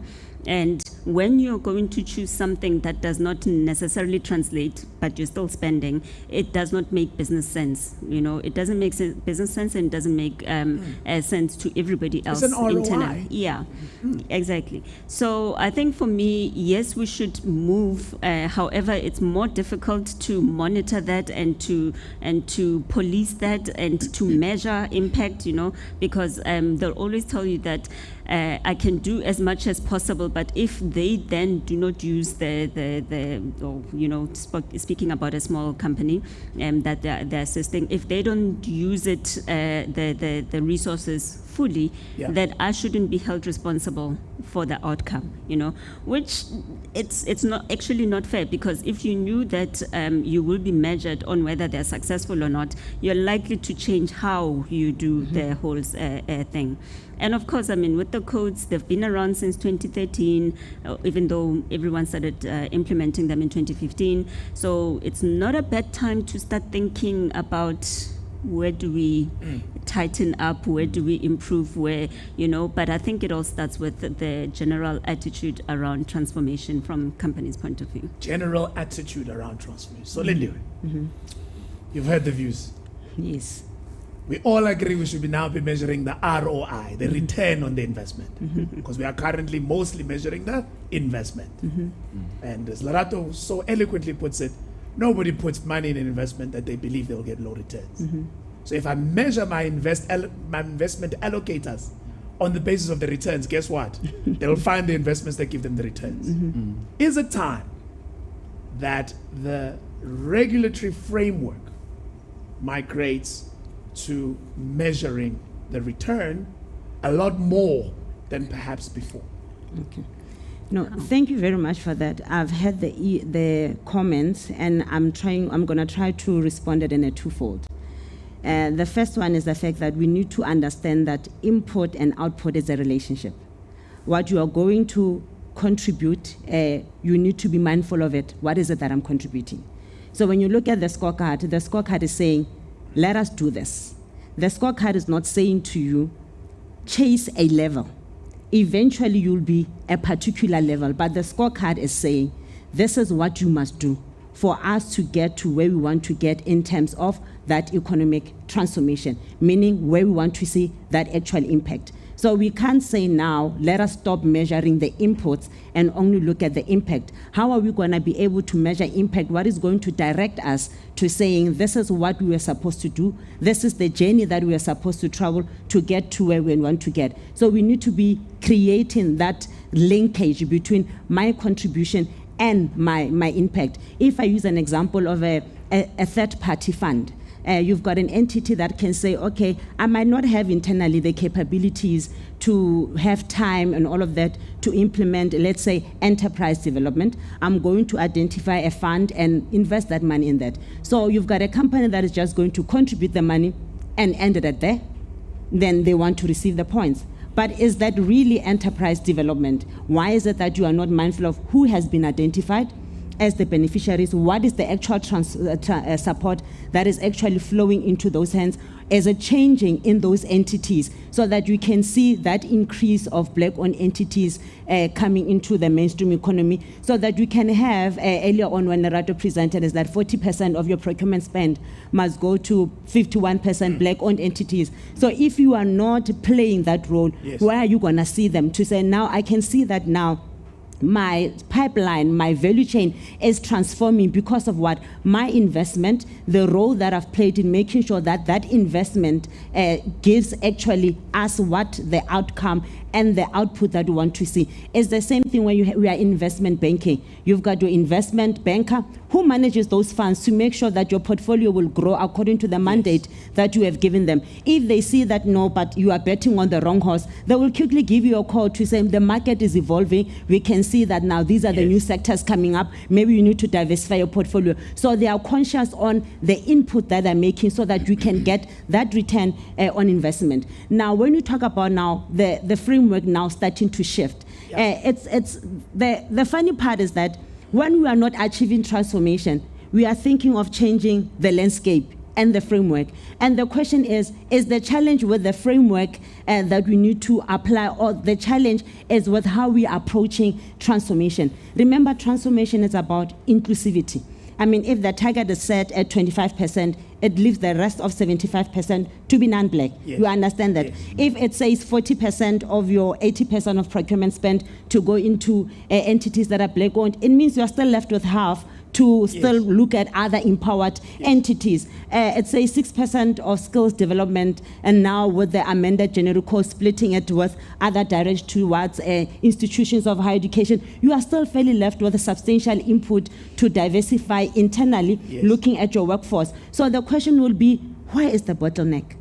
Is the bottleneck in the legislation, or it's how we are approaching it? How am I approaching it? Am I approaching it because I know a particular tender is going to come out that requires a level 4? I just need a level 4 to get the economic opportunity. Or am I saying our country needs to transform and change? When you look at the demographics, it says the majority of this country's population, which is black people, they are not actively participating in the mainstream economy. Then how do I change that? What is my role as an implementer? So what's clear, though, ladies and gents, and users, Lindy, in the many years we've had the B-BBEE codes and the legislation, we also need to accept the truth. I mean, the truth is people choose to comply according to the rules that are set. What they do over and above that is on the basis of their own ethics, their own culture, and what they choose to do. So the JSE may say, this is the target, but we want to do more. Sanlam may say, this is the target, but we want to do more. But the majority of the people are going to say, oh, is that the number? My target is to hit the number. So we clearly cannot rely necessarily on the goodness of people's hearts if we're trying to drive a certain change. In fact, which leads me to the next point I'd like us to discuss. I think before we do, though, Andile, sorry, I think, the targets are a good starting point. And I mean, you'll remember earlier on in our democracy, transformation really centered around government assisting with preferential procurement for black-owned companies, coupled with maybe the private sector also getting into certain preferential equity deals. But that in and of itself, it was a good start, but was, clearly not driving the sort of outcomes that one wanted to see in the various other areas as well, which is why it was supplemented by the other elements around socioeconomic development, et cetera, et cetera. However, I think the target setting is, for me, was a critical and important starting point. But now, how do you change hearts? How do you make people realize that this is about fundamentally transforming society, and it's for the good of all of us? And that's what we need to focus on. And probably we're at that point now where meaningful dialogue, discussion, debate needs to take place around what are the areas where we've picked up these challenges, and where there are attitude issues, and how do we address those issues so that we see that impact? Okay. You wanted to weigh in one more time? Yes, I wanted to indicate around that analogy that you made around achieving the targets. Why do I need to go over and above that?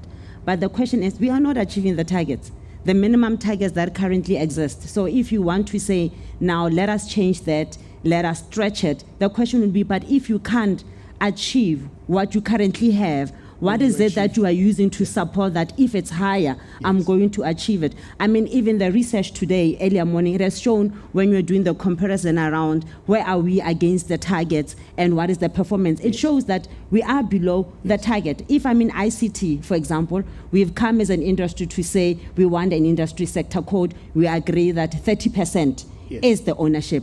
But when you look at the transactions that are implemented in the same sector by the same industry players, it's below. So the question will be, are we genuine in towards transformation, or are we playing a game around what more economic opportunities I can get if my scorecard is like this? All right, guys, questions on the live chat. You're more than welcome to throw in your questions in the live chat. As you can see, the conversation is getting heated up here in the studio. So please, I'm going to take a moment to go through your questions in a moment. Before I take the questions, I'd like to go through the, shall we say, the pink elephant in the room in the Sanlam Gauge this year, and that's management control. And we need to have a frank discussion about what do we think fundamentally is the problem. So, Khumalo, I'd like you to lead us on this one. What's the problem? Thanks, Mtungu. I think for me, it sits fundamentally at the executive level. The executive level in itself is not transformed. So to expect different results from an untransformed executive level, I think it's a fire stretch. And as much as there's deep commitment to transformation, we have not necessarily seen that change. So for us to see the critical mass and impact, we need to see change at an executive level.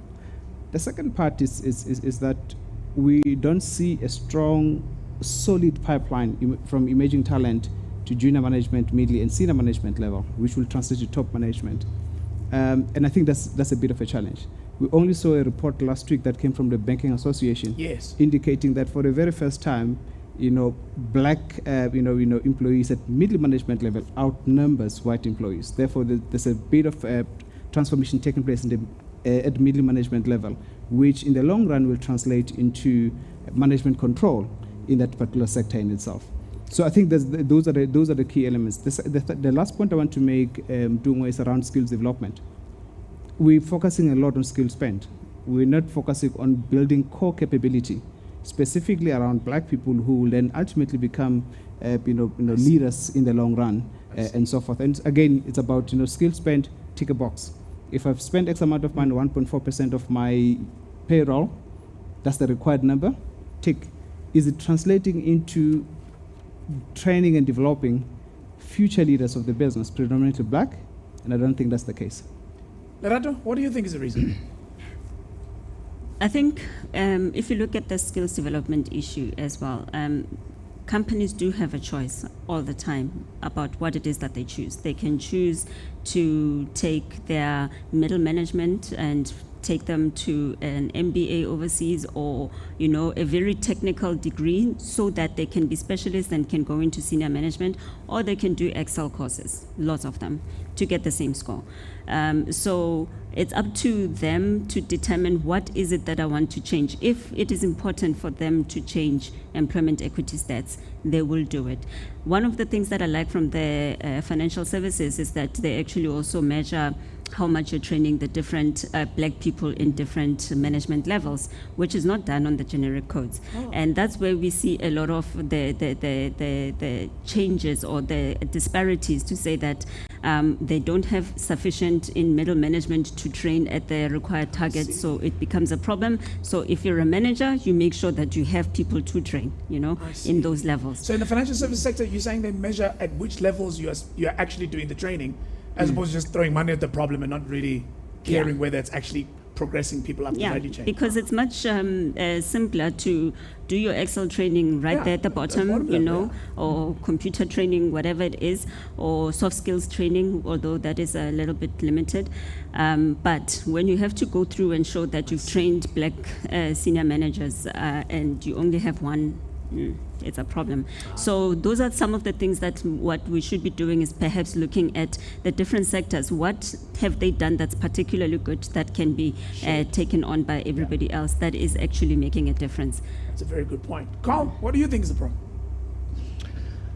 You're a senior executive yourself.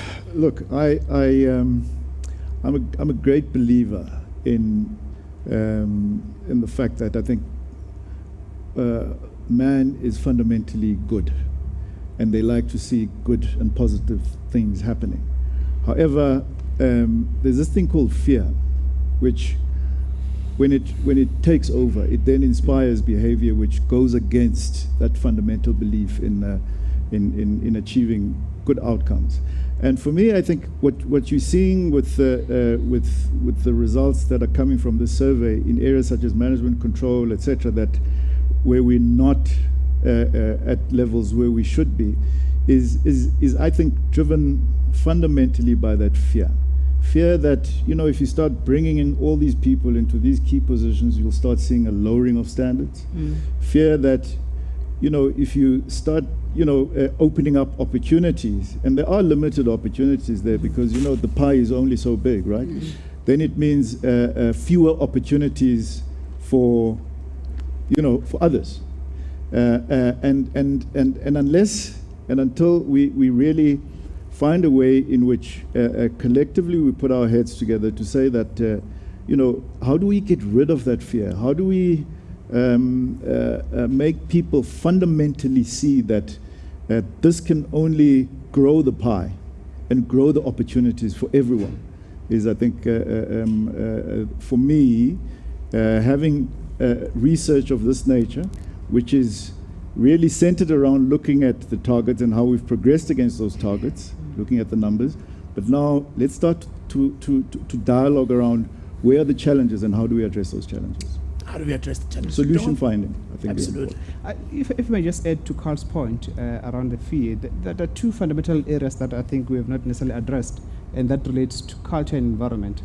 Because sometimes companies are doing their best to bring in black people into middle management and senior and top executives, but the environment in itself is not necessarily conducive. Are we creating the right conducive environment for everyone to be successful regardless of their race or gender? And sometimes we bring in black people at the top management level. However, the structure below is totally untransformed, therefore making it quite difficult for people to even flourish in that particular environment. 12, 18 months later, they leave because the environment is just not conducive. So environment and context is still important for the purpose of driving transformation as well.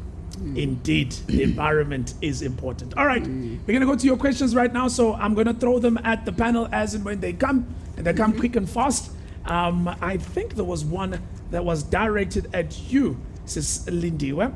This is from Salvin Aronsa, and he says, "Good day, Ms. Lindiwe Matonsela. Many black SMEs have to make do with insignificant procurement spend despite their experience and qualifications. It is expected that black SMEs that do make it on these preferred service provider panels just silently endure whatever racist behavior is thrown at them, making them feel as though their acceptance was a favor, despite adhering to all the required criteria or accept being victimized. What measures does the BEE Commission have in place to monitor equitable procurement spend with regards to profitable monetary value towards black SMEs?" No, that is a very important question, and I think the challenge that is being raised, it is a challenge that many SMEs are battling with. They've noted that sometimes you do get that enterprise and supply development support, but then you don't get to be unlocking that when it comes to the procurement trends. The procurement still happens the standard way it always needs to happen. But then I think the question would be, when you look at an entity and when they seek to say, I'm going to do enterprise or supplier development, but they don't link it to that procurement spend. So the question is either you are implementing it for purposes of compliance, but not for purposes of transforming your procurement spend. That is why in other instances, companies can be happier that when you look at your procurement spend year in, year out, probably 80 to 85% of that goes to unempowered companies. You are looking at the expertise that are building in, that are bringing in. You are looking at the value that you are receiving. But the question would be, maybe we must start thinking differently about how do we structure our procurement opportunities to be able to unlock that opportunity for those black-owned entities that we have supported to be able to enjoy part of the pool. So if you are not going to remove the structural impediments, they will not necessarily be able to come in and enjoy that particular market. And some issues, they also go to anti-competitive practices, wherein you provide the support, but the behavior and the culture clocks out other new entrants from coming in. Now, that is why we even have other sister regulators around the Competition Commission to make sure that if we are growing uncompetitive practices to close other players out, we need to report that. And also, as the B-BBEE Commission, what we monitor that if a company, for example, said, this is what we are going to do, have you actually done that? And if there are areas that you need to improve as part of the compliance strategy, then we give you that time to say, this is where you need to improve, so that we can be able to see that particular impact that comes in. And that is specifically why, even when you look at the amendments to the enterprise and supply development element, it was very conscious of linking that 40% spend to the type of beneficiaries that must be trained to say, give them the support, then you give them the market access. When you don't give them the market access, you can't have your value chain being transformed. And mind you, these are some of the entities that are enjoying grants and incentives from government. So what are you bringing to the table to enjoy some of the incentives that have been provided for you to flourish as an entity? Linked to that question for you, Lerato, is a question from Mkitumetse. And she's saying, we need to hold ESD implementation companies accountable on the impact. All companies implementing ESD strategies should report back on the impact of their initiatives. Now, whose responsibility is that? Is it the measured entity, being the company, or is it the service provider who's meant to be delivering? Because oftentimes the company will claim the points the minute they allocate the money or spend the money, but they may not be that interested in the impact. Yeah, I think the ESD middlemen, they have their purpose, obviously, in the whole ESD landscape, because they should be the experts in assisting the smaller companies to transform and be sustainable and be able to offer good services that will therefore grow their companies. But what we're finding is that the types of services that are offered are cookie cutter. You know, if you want the assistance, you have to go through financial training and all of the other things that, regardless of your experience in the industry, you still have to go through it. But ultimately, the ESD provider gets their mandate from their client, and the client is the one who gives them the money, and they should be the ones who are stating exactly what type of assistance that they want for the suppliers that they are offering, or even for those that are not suppliers. What we're seeing instead is that the companies just want to make sure that there were black suppliers at the end of the road, or even if they're not suppliers, they qualify and they were given the benefit. Whether they needed the benefit or not, it's something else. So one of the things that we're starting to see is that a lot of them are now starting to insist on having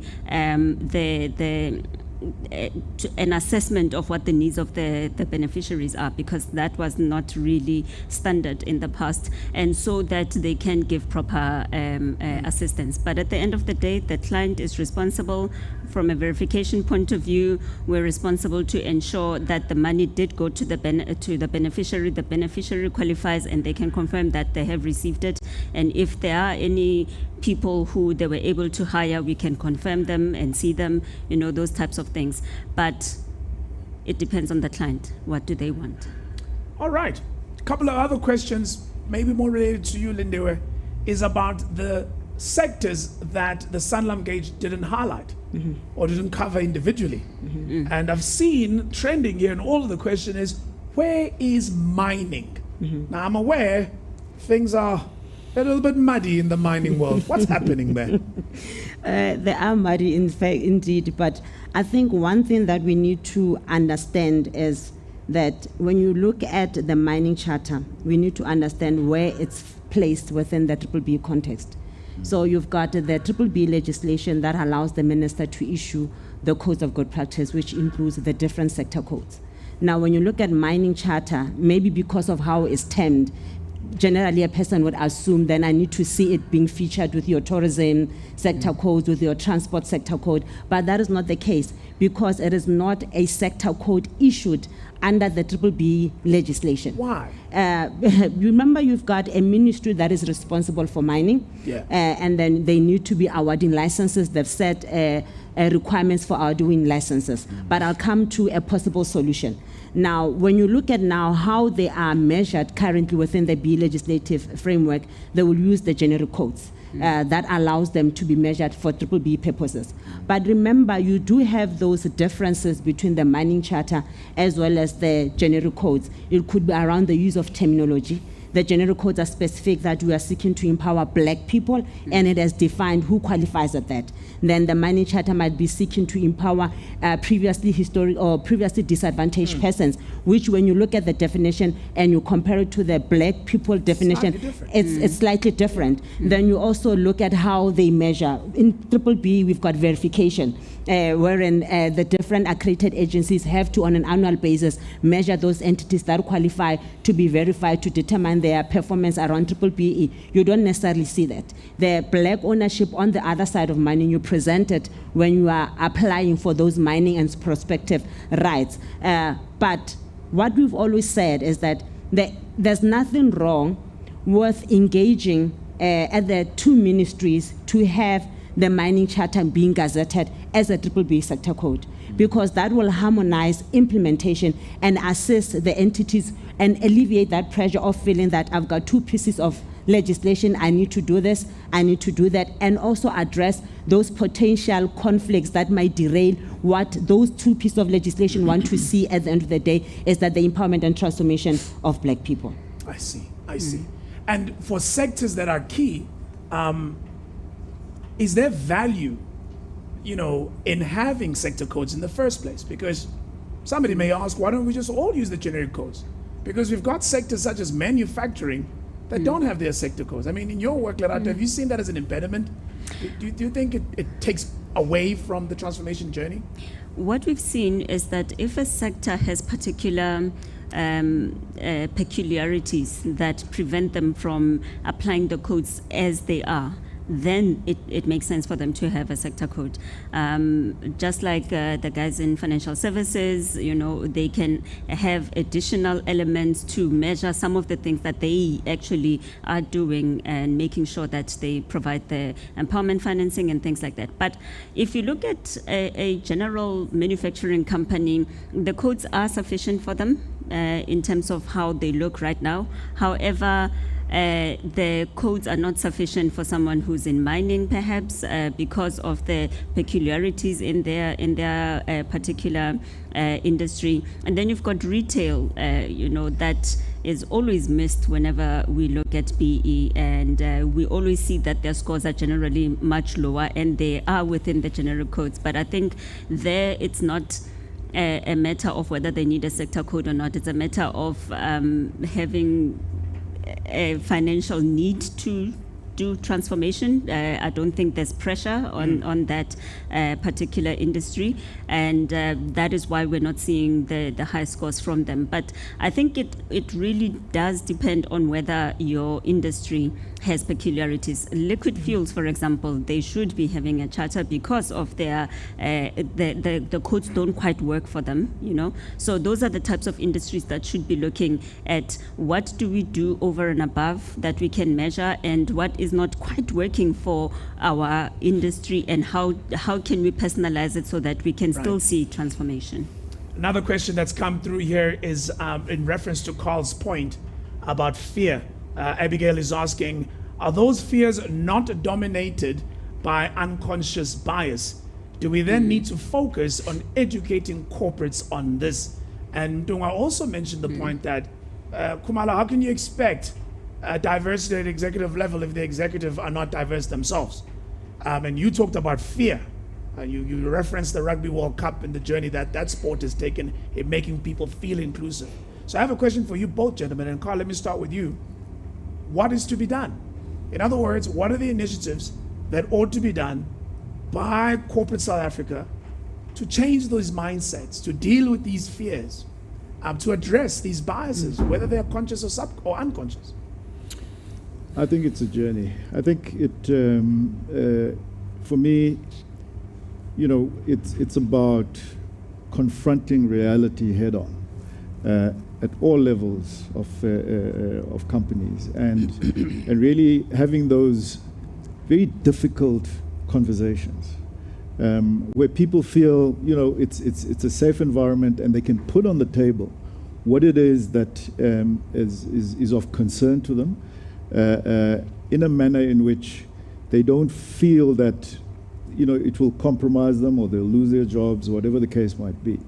But I think, which is why I think for me, I mean, this is the beginning of what should be constant, regular dialogue at a sector level, I believe, because I concur with Lerato's view that there's certain peculiarities that reside in different sectors which really require people that are in that sector to put their heads together because they know what's happening, they understand those peculiarities, and I think the solutions can really only come from them because they work there and they live there and they know what the challenges are. So it's a journey, and true. I mean, I think it's not just unconscious bias. I think it's both conscious and unconscious bias, because there's certain people that maybe fundamentally just do not want to see that change. And isn't that the challenge, though, Mtunga? How do I deal with someone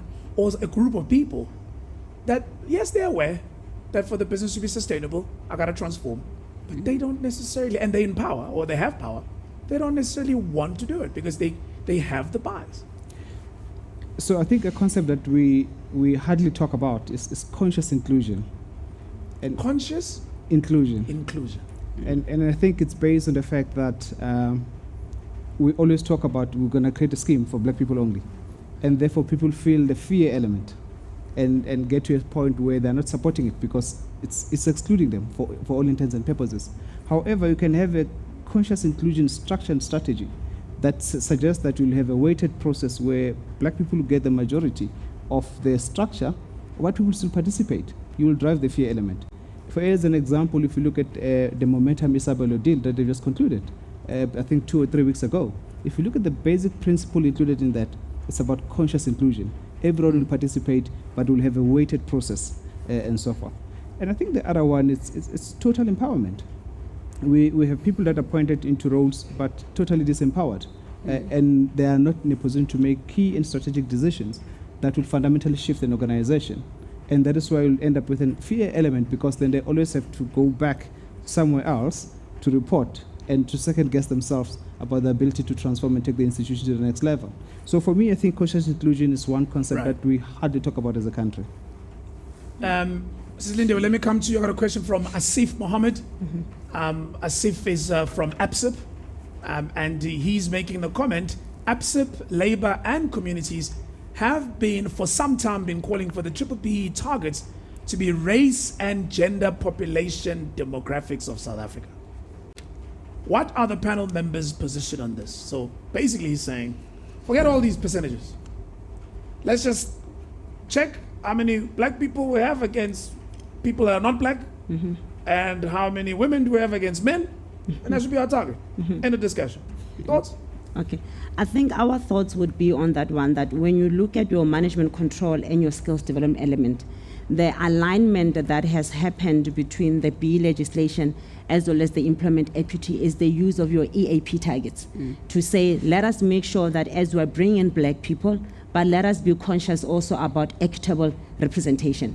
Now, equitable representation meaning that when you look at the EAP targets, we are saying when we unpack the black people category, we've got your Africans, Indians, and coloreds. So you use the EAP to equitize along those 3 sub-races, and also you use the EAP to equitize from a gender perspective. So that is why you see, and the Lerato attest, when they do their formula calculations or determine their score, if you don't have that equitable representation, your score will be very low, because you are expected, especially from your other executives, your senior management, middle management, and junior management, to make sure that when you talk about the African population, we must see African males, African females, colored population, colored male, colored females, Indian population, the same thing, male and female. Then we always say, let us use the report that is released by Implement Equity Commission to make sure that we are able to implement that equitable representation. So it's considered, but it's not the targets.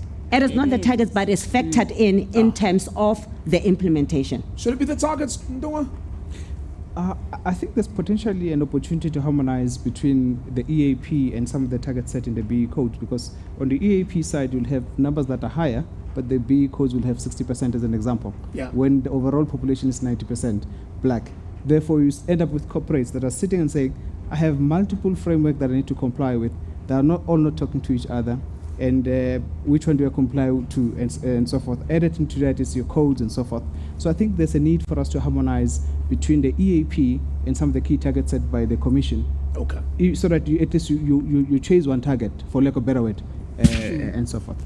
All right, we've come near the end of our panel discussion. I'd love to give everybody a chance to comment on every question, but I can't.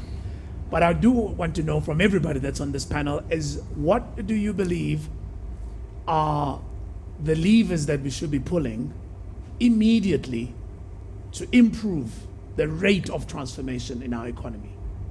And if you have one, great. Start with you, Mr. Sotliwa. What's the lever? What should we do? I think ongoing dialogue is important. I think for me, unless we engage, and as I indicated earlier, we understand exactly what it is that has been holding us back as a society to move in a meaningful way towards a transformed society. It's going to be difficult for us to make any progress. So I think that dialogue is very important, because you see, I think, Andile, whilst there's a lot of pieces of legislation that have been put in place to address the victims of a particularly terrible apartheid system of the past, right? Through what we're doing with transformation. You also don't want a situation where people have this perception that they then become victims of transformation. And the only way in which we need to do that is to engage in meaningful, open and frank dialogue on how to address those concerns. Thank you, Mr. Sotliwa. It's dialogue for him. Ms. Ratsoma. Okay, I think from my point of view that we've got already existing levers that will assist not just from an economic growth point of view, but also to ensure that we increase the number of people who are actually in jobs, getting them into the mainstream of the economy. But the question is always, how do we do that? And I think as companies looking at their initiatives to see if they are in line with the national priorities would be the first step in the right direction. If they are not aligned completely, then all you're doing is just getting scoring. You're not moving with the country towards a better country. So that's aligning with national priorities. Thanks, Lerato. Don't I think we talk less about success stories within transformation in the country, and there are a number of templates of success. We've seen banks that are black-led at a board level, at a CEO level, and they're well transformed, but we're not using them as template of success for other struggling corporates and so forth in South Africa. So I think it's important that we do that. I think we need to balance the element around people who are totally non-compliant, because if we talk about the bank that I've just referred to now, they're doing exceptionally well. And what's incentivized them? And the people are not doing anything at all. And they're not getting any, call it stick, if any, and so forth. And they look at it and say, we're doing very well and so forth, but the other peers around us are doing absolutely nothing. So why should we continue pushing the transformation agenda? The next time they have an opportunity to go and appoint at multiple strategic levels, they'll default again back to that space. And so a focus on the successes of B-BBEE so far. Thank you, Mtungwa. Lindiwe, for you? Don't say compliance to regulation. No. Compliance is important, but the right compliance. Okay, I think for me would be a joint concerted effort towards transformation. If transformation fails in this country, it is not the blame of government, it is not the blame of the private sector, but it's the blame of everyone else. So in our behavior, in the day-to-day activities that we undertake in our different corners of the economy, we need to always embed that and include transformation around it. If you don't do it, no one is going to do it. If I don't link my profit-driven strategy to transformation, inclusive economy will not happen overnight. Bearing in mind that we are about 8 or 9 years away from Vision 2030. Are we seeing the jobs? Are we seeing inclusive economy? That's the question that we must ask every day. Thank you. Thank you so much. A concerted effort towards transformation. Thank you, panelists. Thank you so much for giving me your time and your brains. We really do appreciate it, ladies and gentlemen. I hope you enjoyed that. I tried to get through as many questions as possible. There were a lot, which is a good thing. It means we are engaged. And I guess to Mr. Sokliwa's point, we gotta keep the dialogue going. We're gonna take a short 10-minute break right now, just to grab some coffees and waters and take a stretch. And we'll be back with the second panel, which will be hosted by Gugu Mfupi, and that will be focusing on the trends and the developments in BEE in recent times.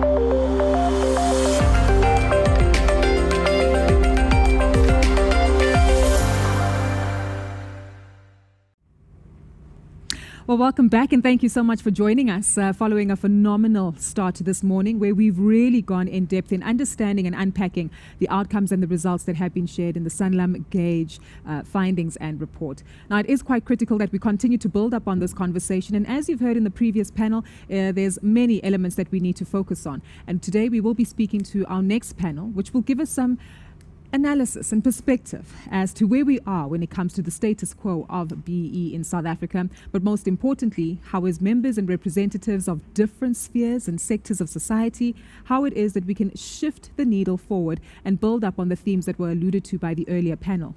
The ongoing dialogue, ensuring that we keep in line with the national plan, and of course making sure that there are measurable outcomes to impact more than just a box-ticking exercise. Well, as I welcome my panel, I do provide them with a very warm welcome virtually. A reminder that we'll also continue taking your questions through our app as well as chat service. So please do feel free to keep your questions coming through. But allow me to introduce my panel, and I'm joined firstly here in studio and virtually, given the world of technology that we live in. In studio, joined by Mary Pomela. She is the CEO of the Mind Workers Investment Company. Great to have you. In studio is also Nompumelelo Moko. She is the Managing Director for Southern Africa at Dimension Data. And of course, joining us virtually, given the times that we live in, on the line is Sandile Zungu, the President of the Black Business Council. He's also joined by John Lulu, who's the CEO of the Small Business Institute.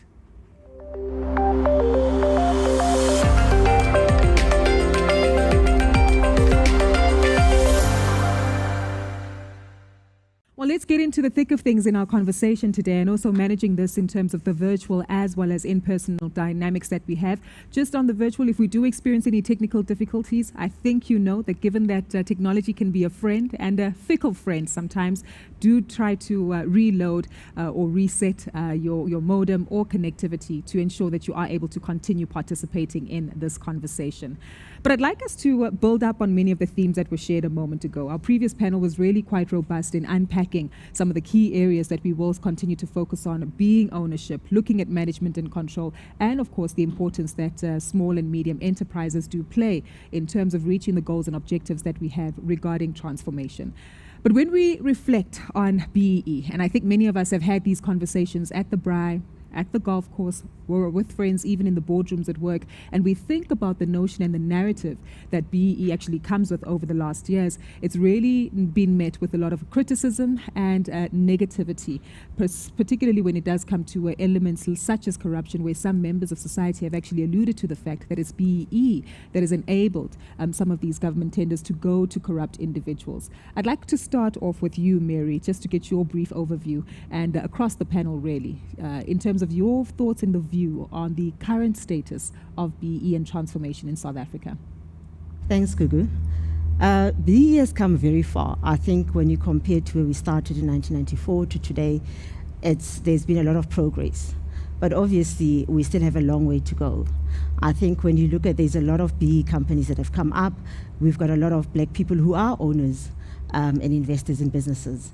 However, that business, that ownership hasn't always translated into meaningful participation, because these stakes are heavily geared, the businesses are usually overvalued, and when you then get into an economic crunch and the business is not doing well, the dividends are not coming through, then suddenly those structures that were put together underwater, there's no economic benefit that really flows to the owners or to the beneficiaries at the end of the day. So when you look at it, you'll say we've made progress, but at the same time, I think it's not enough. And I'm just at this point alluding to the ownership element of it. But when you look at other elements of the scorecard as well, in terms of, I think in the last panel we were talking about management and control, that element is also lagging behind. We might talk about skills development and CSI, where there have been progress and we look good on paper, but whether that impact is there and it's filtering through to the right people, I think we still have a long way to go. A long way to go despite progress being made. Yeah. Nompumelelo, your thoughts? I wanted to start at the beginning in terms of, let us reflect on why did we need BEE? When you're talking, Mary, about 1994, where were we as a country? Why was it an imperative? And then when we reflect and say today, 2021, where are we? sometimes I ask myself the questions at the rise of, is 2021 and we're still talking D&I? 2021 we're still saying, why we're not doing enough? So I always go back and say, yes, it was to fast-track economic transformation. It was to fast-track inclusion in terms of wealth creation across the country. It was to fast-track all the levers, management control, ED, SD, all of that. And I do think that, as you're saying, you're right by saying a lot has happened over the last couple of years, 27 years, but it's not at a fast pace. I don't think we've really achieved the initial objectives of where we're supposed to be. Yes, there are a few people that have gained wealth, but COVID showed us that not enough. There's still a lot that are still in quite adverse poverty, despite BEE, despite transformation. Secondly, we look at the whole topic of management control. Why is it that in 2021 we're still struggling with finding key executives, key black, key female executives in key leadership positions? Yep. Where are they? And if we're saying we have transformed, why are we not seeing most of them sitting in those panels? For me, those questions really tell a story about the philosophy of BEE versus the policies, the compliance of BEE. I think we've done well when it comes to the compliance, what we were meant to achieve, but the philosophy, we've kind of lost our path. We probably needed to constantly have a reflection point every 5 years to say, where are we? Are we still on track?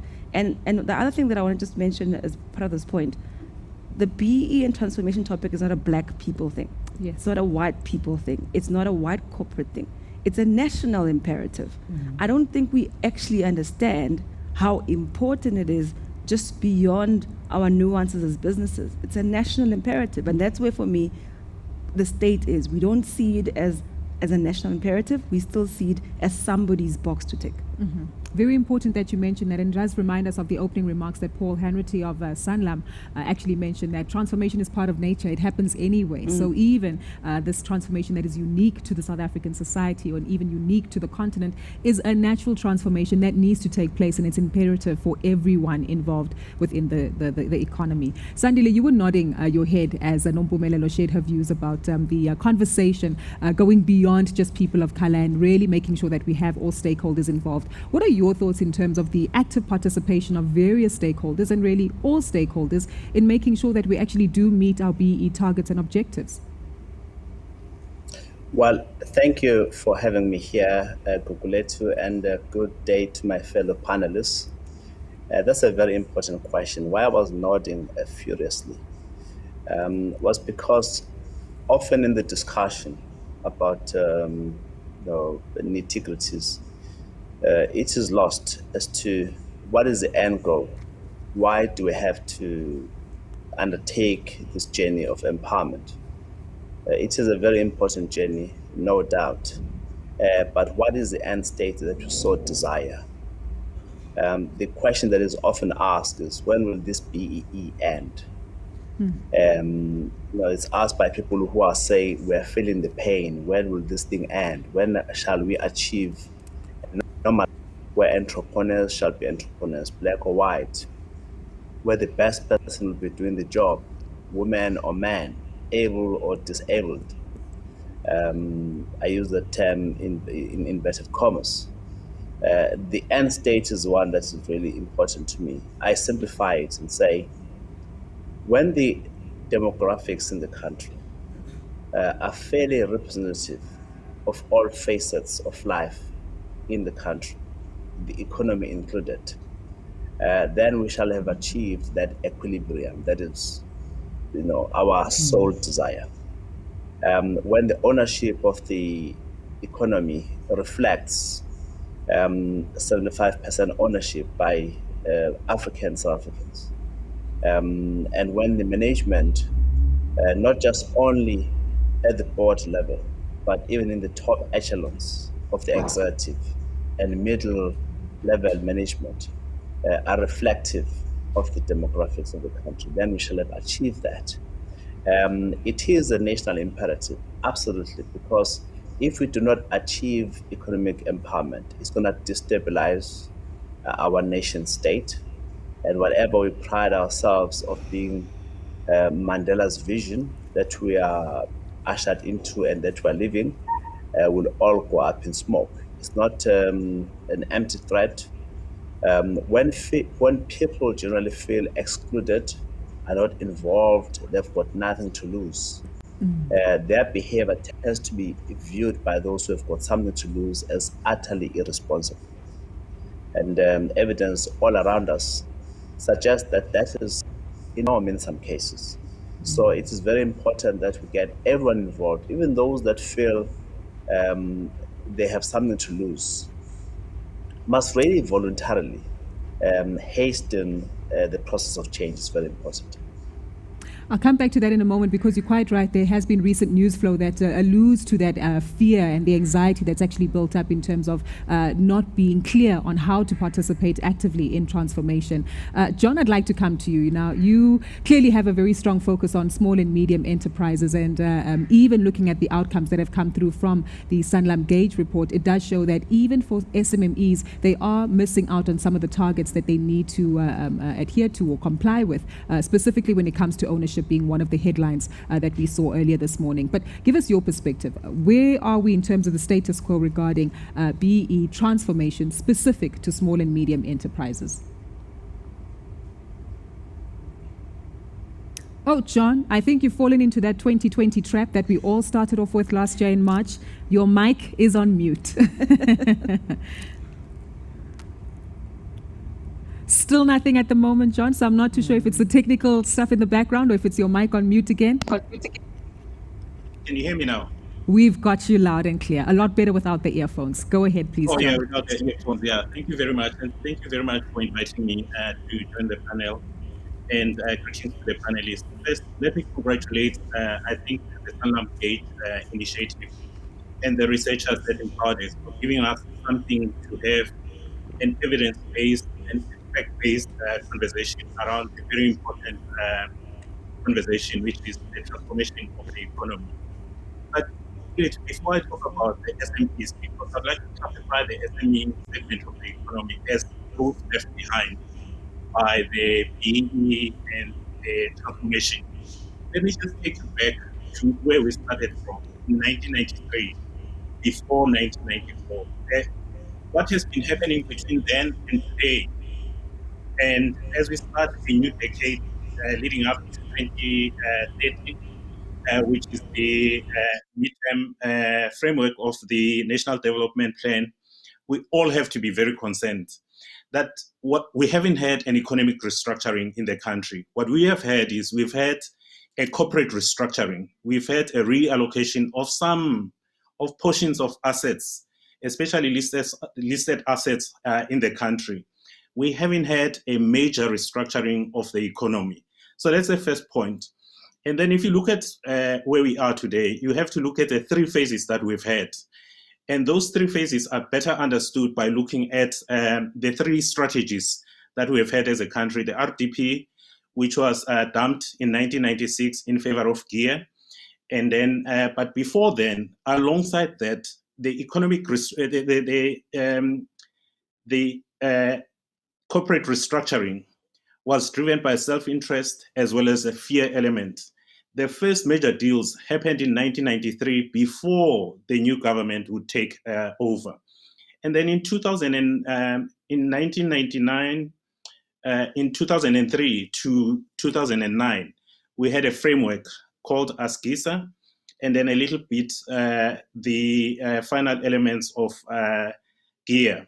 But there was a very strong push by the government. The government moved to take a very deliberate effort to transform the corporate landscape in South Africa. That's where the major deals happened. And then in the last 10 years, some people have characterized the last 10 years as a lost decade. And there was a paucity of BEE deals. But throughout all of these phases, the three phases that I've spoken about, the SME segment of the economy has been left behind. We have an aspiration which is enshrined in the National Development Plan to have 90% of new jobs coming from the small business segment of the economy. And yet where are we now? The formal sector economy of SMEs is only employing 28%. And then, of course, we know the state of the informal sector economy, which is providing livelihoods to millions of people. The only people who have been fettered are big businesses. And I'm not saying this in a big way, in a bad way. I'm just saying, as we move to the next decade, let's ensure that it is not a lost decade. We move along with everyone. Thank you.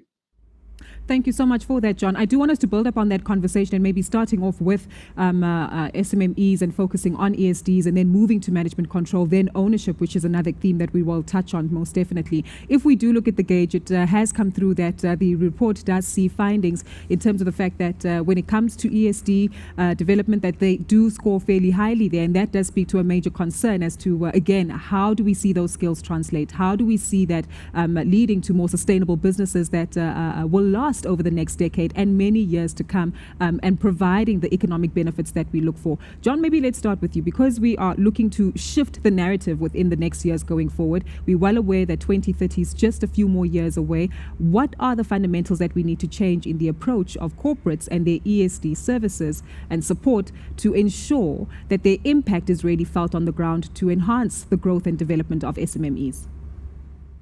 If I could just make three quick points here. The ESD system was a very well-intentioned system, but like all well-intentioned systems, it has had bad outcomes. Here are the few bad outcomes. The first one, it's developed a new industry of the ESD supply, of the ESD practitioners.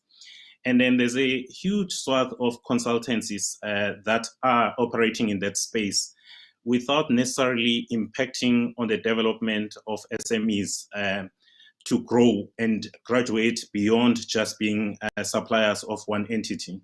And then the other stranglehold has been exclusivity agreements by big businesses to say, for example, you will supply me only, but you're not allowed to supply my competitor. How do you expect them to grow if they have these strangleholds, if they have these restrictions?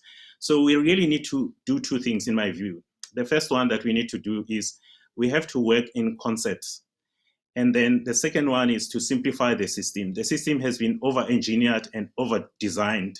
You need a PhD to work through the maze. That's why big businesses are now hiring these ESD suppliers to assist small businesses. But small businesses do not have that ability of hiring an army of consultants to help them access the opportunities. The other one that we need to do is we need to look at a sector approach. There is absolutely no reason why the mining sector is competing in growing the ESD supply community. The same has to happen with the manufacturing industry. The same has to happen with the agricultural supply chain. So we need to collaborate instead of competing unnecessarily. That's my view. Miller, you had feedback or want to share some comments there? I just wanted to hone in on 2 points that John mentioned. The first one was the economic restructure. John, I think, that point is quite valid in terms of how do we relook, not just at Southern Africa, but if you look at Africa as a continent, what are we good at? What are key places that we should actually be competing from a global scale? And why I say that, I think we shouldn't forget the fact that in the global community, each and every country, each and every continent is actually competing for position, right? So if we look at ourselves and say, okay, guys, what really do we want the continent to know us being good at? How do we look at our next however many years in terms of economic growth, sustainability, stability, competitiveness, all of that? How do we relook at it? And that, I think that point in what you were saying about economic structure is quite key. That then comes and connects quite nicely with the ESD. Because what I see us doing, we've got plans and pockets. They're not coordinating. And that's why you succeed in one, but you fail another, because we're not coordinating our efforts. For example, if, as dimension data, we go and focus on a certain part of the ESDs, then technology changes. Now they can't participate, and now we're all going back and forth. It goes back to what you're saying about the PhD. I do think when we have a coordinated plan of, okay, what are we supposed to be achieving as Southern Africa economically? what do we need to achieve this, and what role do we all play? And that's why it goes back to what I was saying about the philosophy. I do think we get so honed down in the tick boxes that sometimes we can't vie away and say, let's go back to basics of what do we want to achieve. And it goes back to what you were saying, Sandile, about the North Star. Our North Star is to have this particular picture: transformation, BEE, diversity, inclusion, as well as economic transformation. And for me, that's where I think the dynamic needs to go. How do we influence that conversation? How do we influence the narrative? And how do we control it so that we are not sitting here 10 years from now and saying, did BEE work? I want to throw in another comment in there and perhaps also get Sandile's view as well as yourself, Mary, because we also know of the industrialist program, right? 100 black industrialists that the Department of Trade and Industry also pushed for quite heavily in the last few years, and yet to see any progress there. So are we actually seeing that, as you say, we want to be known for something in terms of manufacturing, services, as well as infrastructure, which is also a strong drive from an economic recovery plan point of view, but it isn't necessarily speaking to the skills, the ESD and the development that we're trying to reach in terms of reaching transformation targets and mandates. So how do we get that right then in terms of that narrative? Nompumelelo, maybe you can give us your brief thoughts. Sandile, feel free to come in.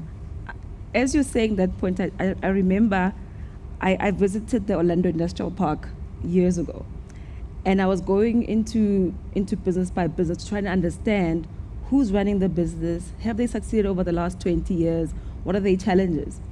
And I met a lot of old people that said, I've been here for the last 20 years, I'm a dressmaker.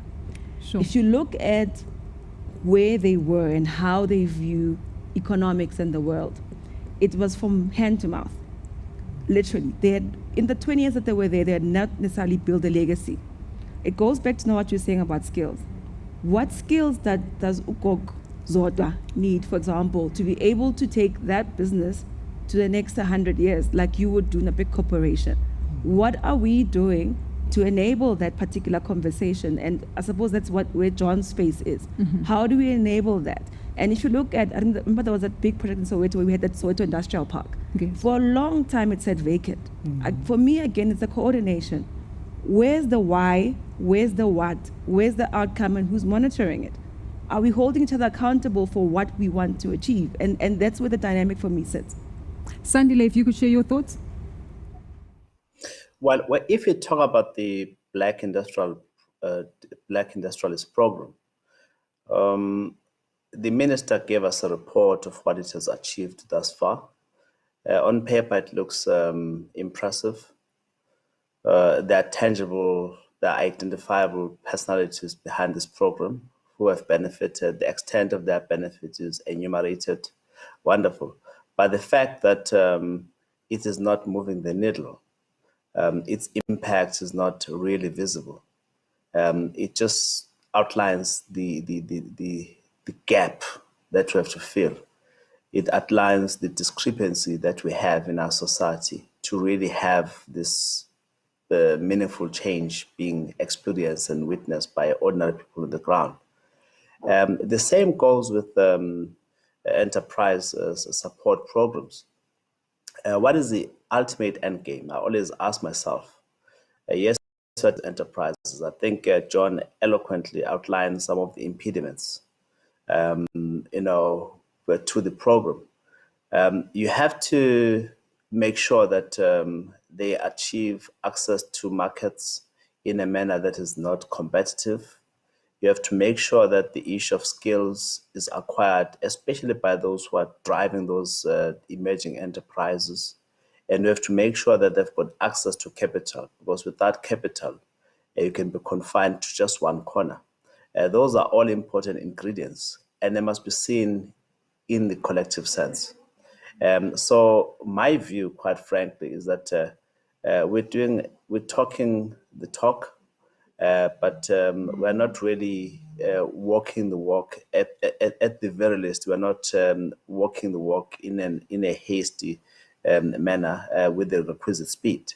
That's why it seems like, as we're making some progress, measurable progress, but the scale of the problem is ever increasing at a much faster pace. And then it means that we're just not catching up. So there's got to be agency and there's a greater sense of purpose, especially by those who have got the power to influence the speed, and specifically government, who must be single-minded in their purpose. Big business need to live to the spirit of Madiba. They're not just ticking the boxes, but they believe in the need for restorative economic justice, which BEE is about, as far as I'm concerned. And let's make that practical, right? Because if you're speaking to the CEO of a financial services company, of a manufacturing company, and they have these ESD programs, surely they are the ones who are supposed to be channeling the new markets, the new capital, in order to ensure that these entrepreneurs are able to survive, right? So it almost sounds as though big business, together with its peers, needs to have a very strong and robust conversation in order to encourage each other to do the right thing. Mary, would you agree? I do agree. I think that's actually the downside of legislation. If you look at the BEE codes, they're saying to you that a QSE is up to 50 million rand of turnover.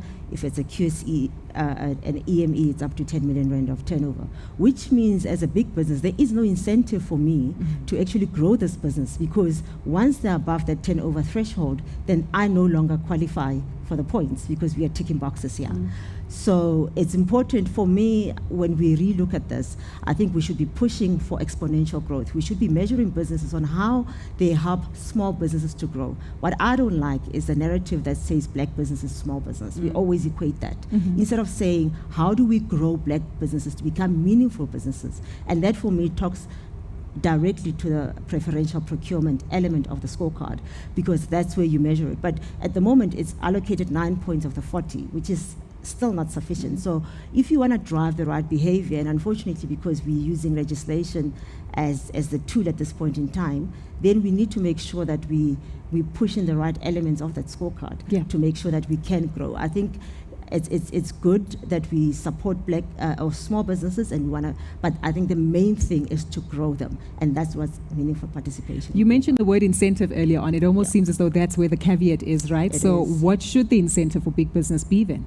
I think for me, it's about being able to say, so if you look, for example, now, if you are supporting black-owned businesses from your preferential procurement perspective, you get more points. So then what is my supply chain looking like?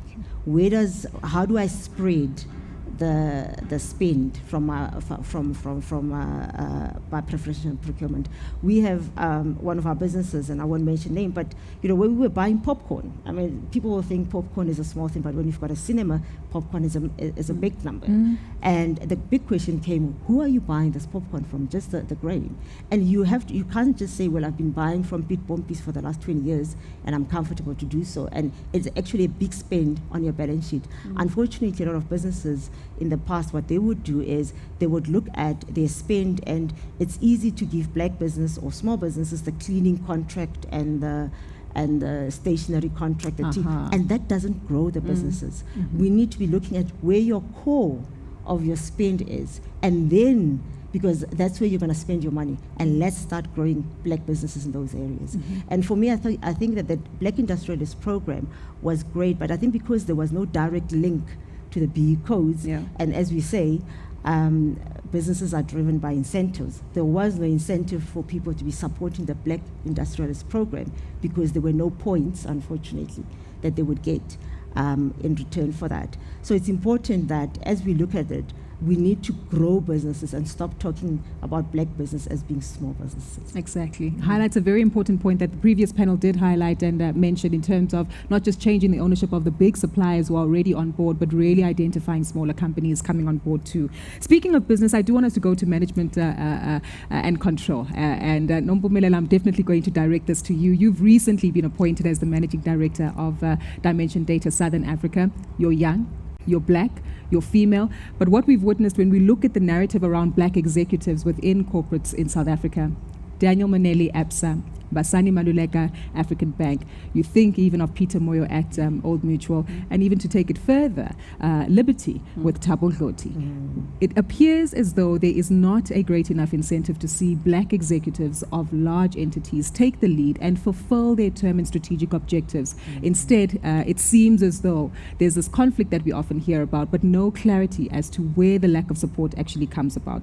I want to make it personal and start off with you, Nompumelelo, and then definitely hear the views of the rest of your peers and colleagues as to what's the major challenge in terms of ensuring that we have more black representatives at senior levels of institutions. I want to start off with my story first in responding to this question.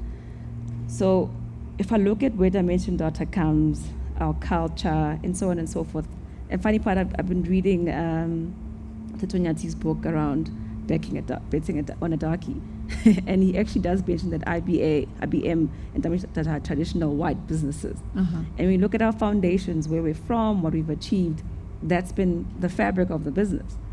I do believe, and it's part and parcel of how I want to answer the question, where the dynamic or the passion for change comes from is in courage. Firstly, in identifying that something is wrong if all of us as management team are the same. And where I want to start off, I remember 2 or 3 years ago, I was called into our diversity forum as a business, just to share my views about what I think, where do I think we are, and so on and so forth. And I remember in that meeting I said, small things tell you about who we are. When we're sitting in a sales kickoff, you're playing white music all the time. Are we not a diverse environment? But small things like that. When we're having fun engagements, the narrative is very Western. It's not inclusive. And we had a lot of debates around that conversation. But fast track to our 1DD journey, where we agreed on, guys, we need to collapse the silos and make it into one big business. And in that very conversation came out that notion of courage. Firstly, are we brave enough to make the change? And I think where NTT came from with changing the CEO as well when Jason retired, also speared it on to say we are at the right time and at the right moment to actually change the face of our company. I mean, if I look at myself, I've only been at Dimension Data for less than 5 years. There are fellow executives that have been there for 20 years, other 30 years, and so on and so forth. And Bona, it was not hard. It was not easy. I can imagine. But I believe that we were ready. Firstly, even when Grant decided that he's resigning, putting Werner in there was a change from the fabric and the tradition of what Dimension Data is. Werner then sponsoring me and saying, it's time for them to take over. It was a big change. Going back to your question, where are black executives? Where is black leadership across corporate South Africa? Yeah. And for that to happen, for me, it's two things. And I was even looking at my own team. So I inherited a team and I'm building a team. My current team right now, I'm the only, there's 2 black females and a lot of men and white male, right? And now I sit in that room and I'm like, I'm perpetuating the same thing. When do I take the step to say, Bona, we're changing A, B, C, D, E, and we're doing it in this way?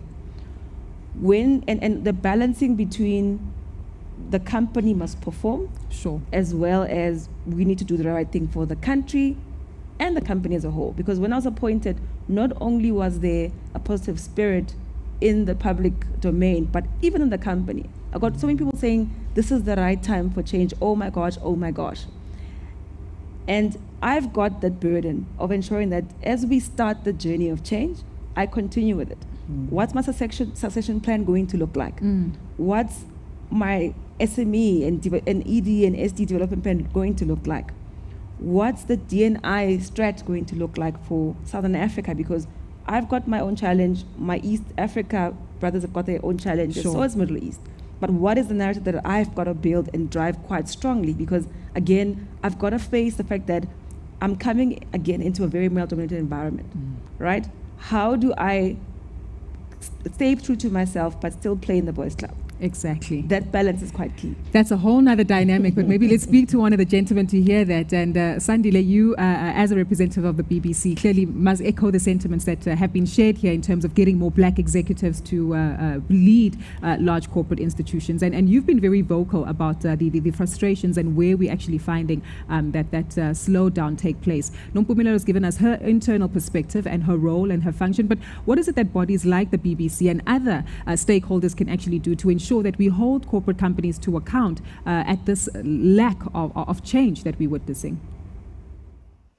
Yeah, first of all, we have to say, the companies which are diverse and which embrace diversity, that's the world over, have tended to outperform their competition, big or small, in the same industry, especially those that do not embrace diversity and that are not diverse in terms of demographic representation. So it's very important to say diversity is a business imperative. It's very important to look around in a table and say, people that are here are not like me, and therefore we are likely going to be richer from diversity of perspectives, which then benefits all the stakeholders, including the shareholders, and drives the growth of the business. So it's very important to have that connection, because if people do not appreciate that it's about their own survival to have a diverse executive team, if people do not realize that it's for our own long-term survival as a nation state to economically transform, then they would be forever saying, let's tick this box, let's tick that box, let's balance this and that in an aimless fashion. Of course, when we come back to this issue of diversity in the top echelons or commanding heights of the economy, of which financial services is, of which life assurance within financial services is, and banking is.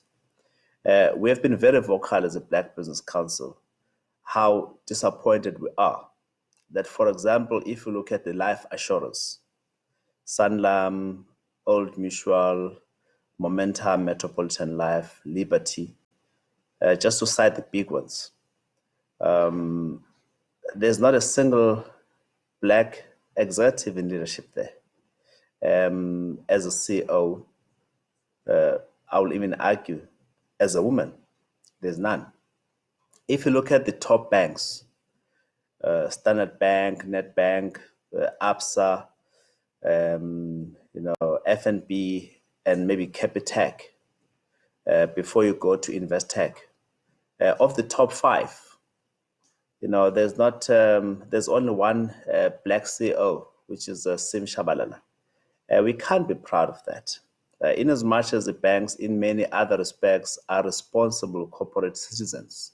But on the issue of executive leadership, transformation leaves a lot to be desired. And I will argue that if you go to other sectors, whether it's mining, IT, telecoms, and the rest, you'll find that the pattern repeats itself somehow. So we as South Africans have got a lot to think about, to say how far are we from having demographics in our society reflected in how organizations are run.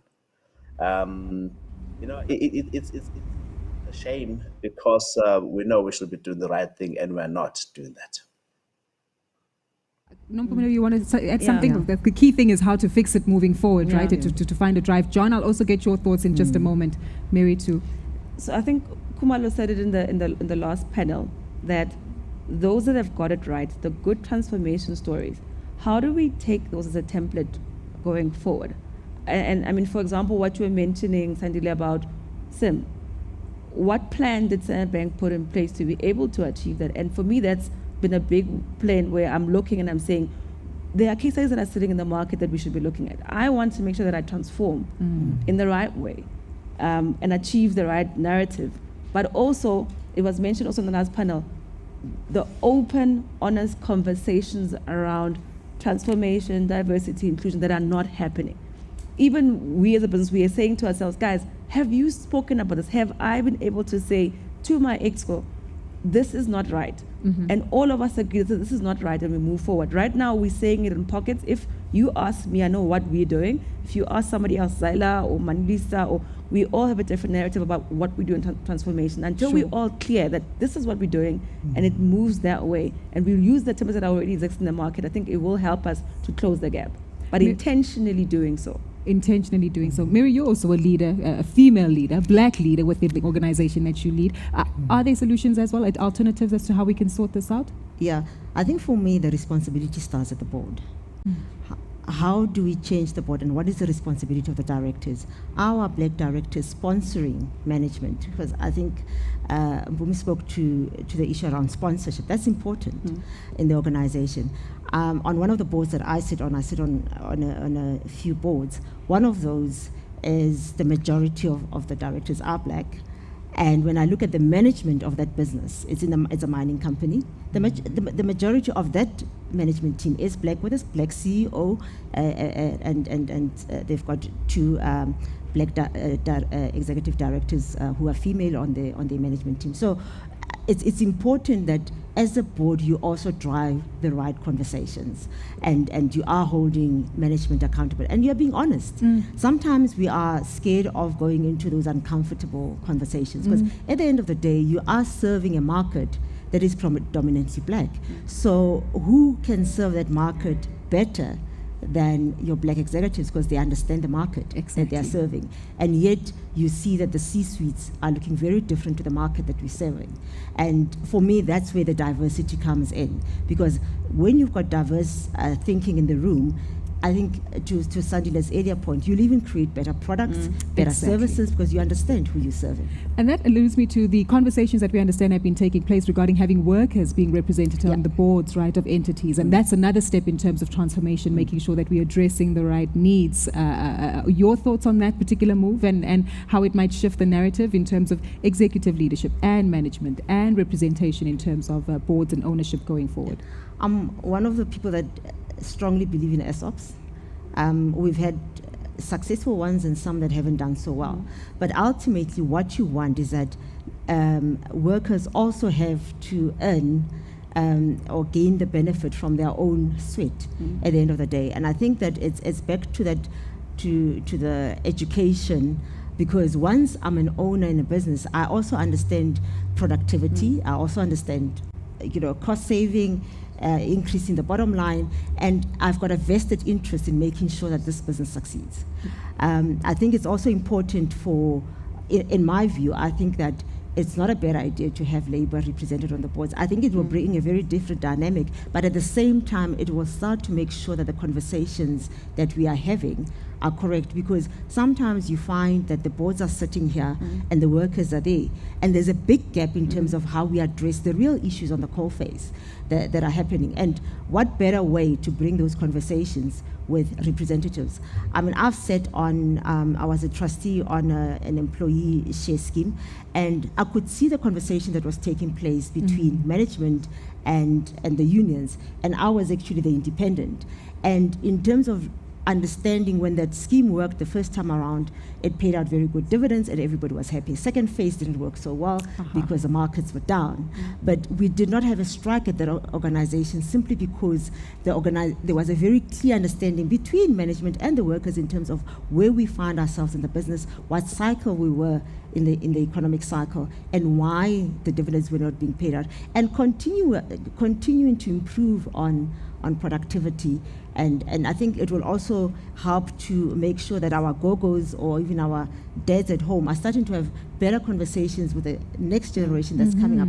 What if I'm talking to my child at home in the rural areas, what are you going to study?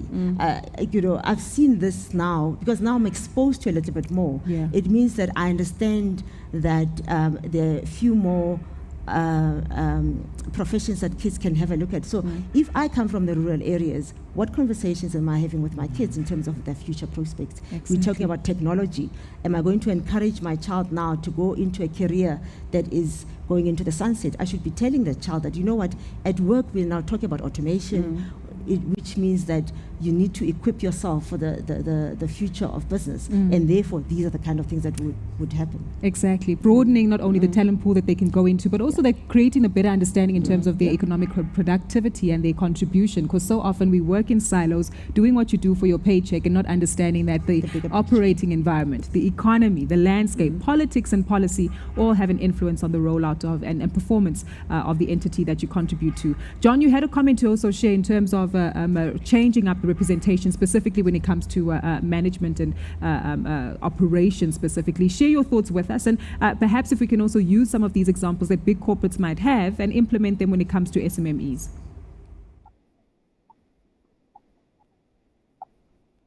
You hear us? Thank you. Points. First is the definition. Can you hear me? Got you loud and clear. Just a slight lag in the system, but go ahead. Okay. First one is, I think we have to agree what the definition of transformation is. My understanding of it is that it is about the change of complexion and the composition of the power structures as well as attitude. You can have, if you use this as your starting point, you can have a black person who is a regressive and an untransformative person who actually sets back the transformation agenda. And you can have a white person, a white woman, a white male, elderly male, who is got a very serious transformation agenda and is an agent of change. So we have to look beyond just the numbers. My biggest takeaway about today's conversation, the Sanlam Gauge conversation, is that the numbers are just but one starting point. We really need to look at the impacts. The second element of this for me is, I think it's about time we started talking about the culture. What is an inclusive culture? How does it look like? Can we all sort of agree to it? Beyond just belonging to a WhatsApp conversation, a WhatsApp group at work, and then all your colleagues are writing in their vernacular languages in it. What happens beyond that? What is this inclusive culture? Can we all agree what it looks like? And then then there's an important role that we don't always talk about beyond the board, management, executive leadership. It is the role of shareholders.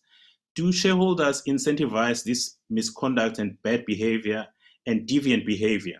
Because when we started talking about this, I sketched out where we started in 1993, where self-interest and the prospect of fear from what the new government was going to do to big business and to untransformed businesses, and to where we are.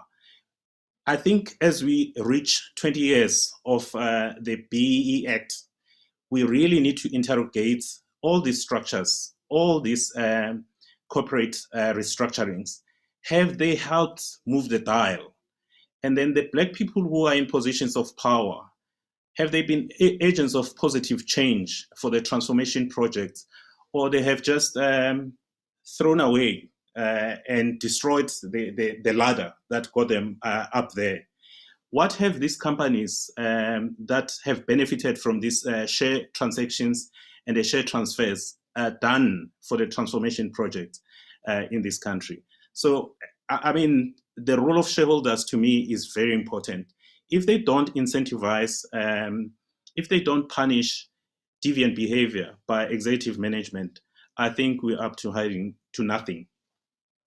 Well, you mentioned a very valid point, and it does shift us to the ownership conversation, which we know has been highly contentious over the last few years, especially given some of the back and forth that took place between the BEE Commission and, of course, an understanding of BEE trusts and if they can be recognized as black-owned and, you know, key shareholders in some of these industries. Mary, I say this looking at you, and I see the smile on your face because I know that there's some kind of feedback you can give us in terms of not only how the dialogue has shifted, but how it's also led to not only a sense of conflict and frustration, but how we've worked through it. And building up on what John has said, if we are actually seeing that you as shareholders do have power, do have voting rights, because it's one thing to earn a dividend at the end of the day, but surely you should be able to add your voice to the table.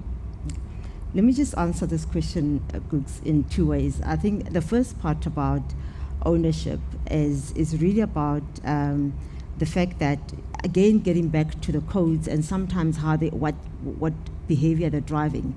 If the codes are saying black ownership is 25% or 26%, there is no incentive to go above that. Now, if you then look at the Companies Act and say at 25, 26%, what is your influence as a shareholder?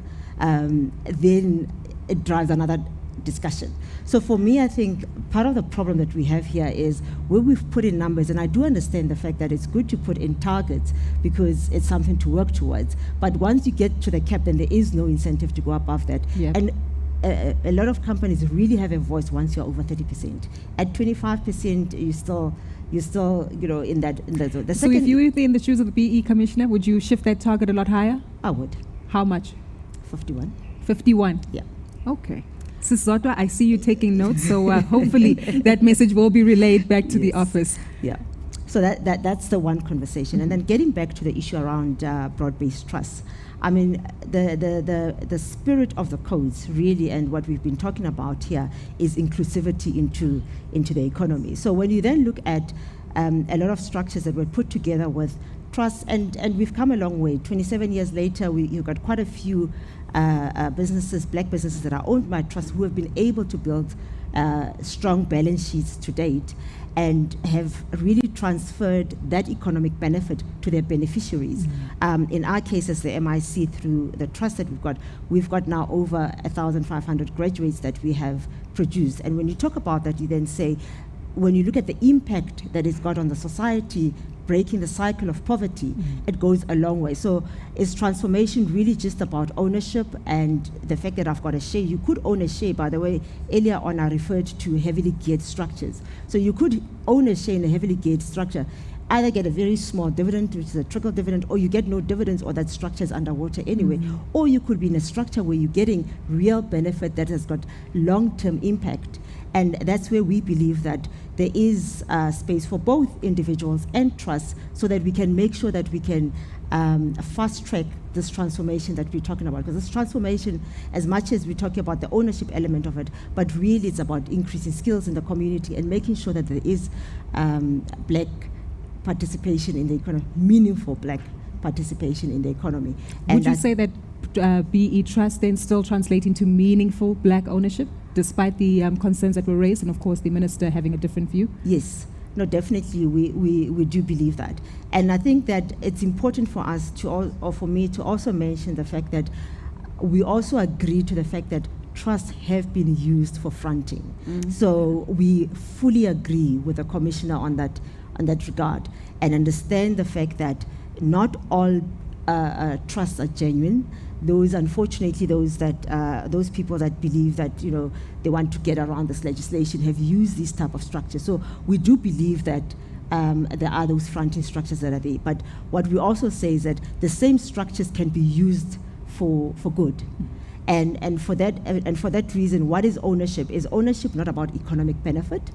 At the end of the day, that's ultimately what we want to drive in the economy. And therefore, that's why we do think that trusts are valid BE owners. If you relegate those to becoming CSI projects, I think that suddenly, because if you look at the money that goes to CSI projects, we will definitely be moving backwards, because we will not be able to employ the kind of capital that we currently are able to through these trusts. Makes a lot of sense. Sandile, I'd like to come to you very briefly, and maybe if you could wear your other hat for us as an investor and a businessman who does allocate capital to a myriad of industries, including mining, property.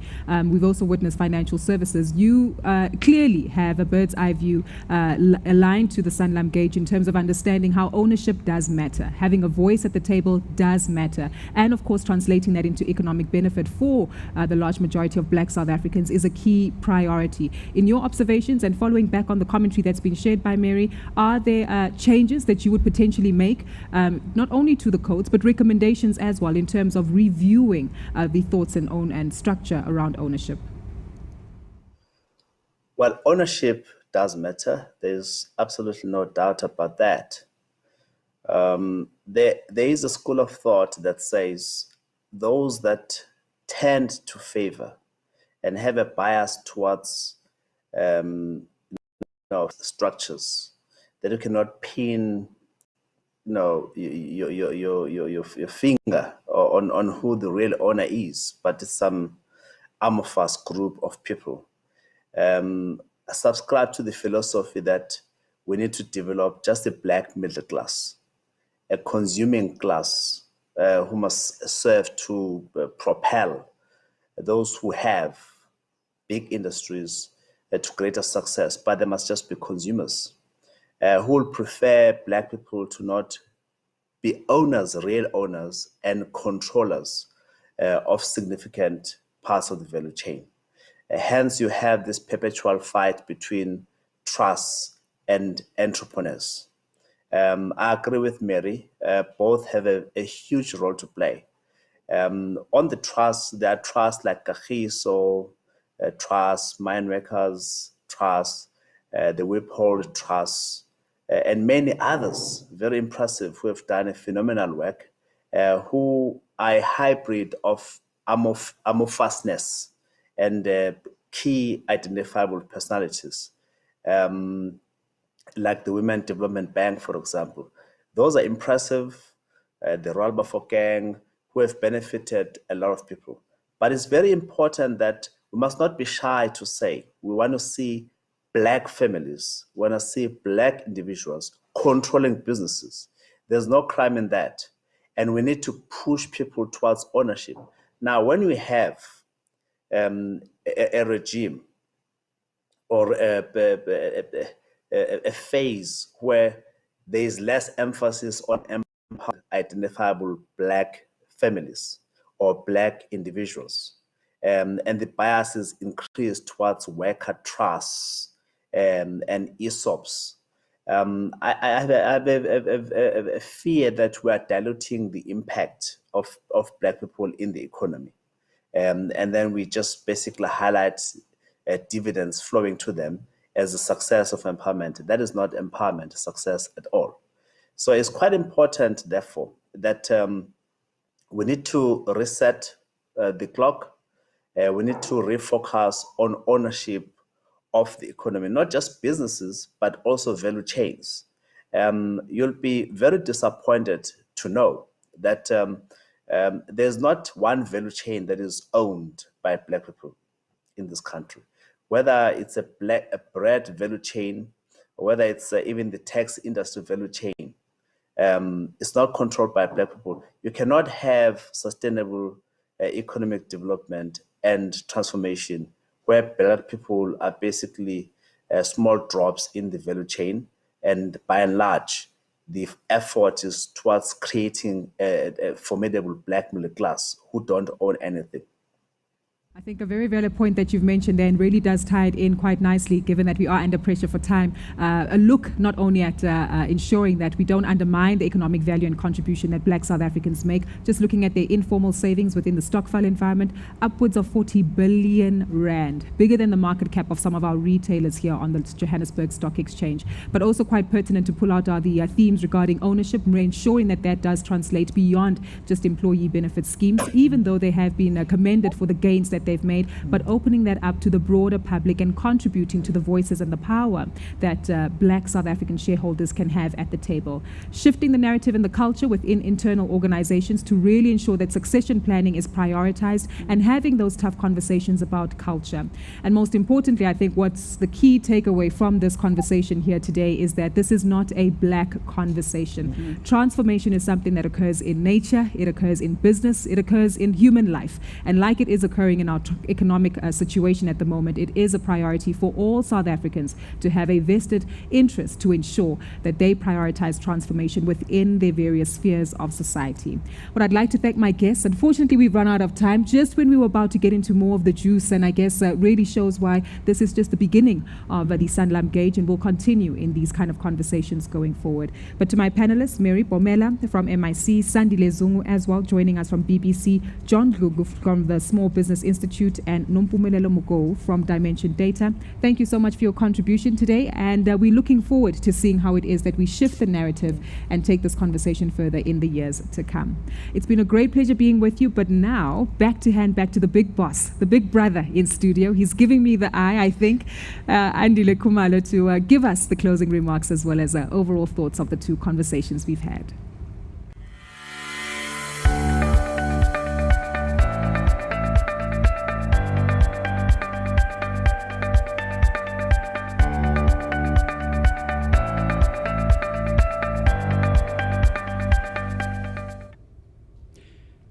very much, Gugu. What a wonderful panel. Wow. All of that insights. Thank you also to Sandile and John, and also Nompumelelo and Mary for being available today, connecting from remote locations, being physically here in our studios to really assess the latest developments. And you can see there's so much to talk about. We thought 2 panels were enough, but clearly we need a lot more time to get into the conversations. We've now come to the last item on our agenda this morning, ladies and gentlemen. Thank you again for joining us. I've been looking at the statistics, and we have almost as much as 1,500 of you who've logged on this morning. That really shows that we're all quite keen to deal with this particular issue of transformation. I'd like to now invite on stage Sanlam's Chief Transformation Officer, Ray-Ann Cedris, to share with us the way forward now that the research has been unveiled. Ray, over to you.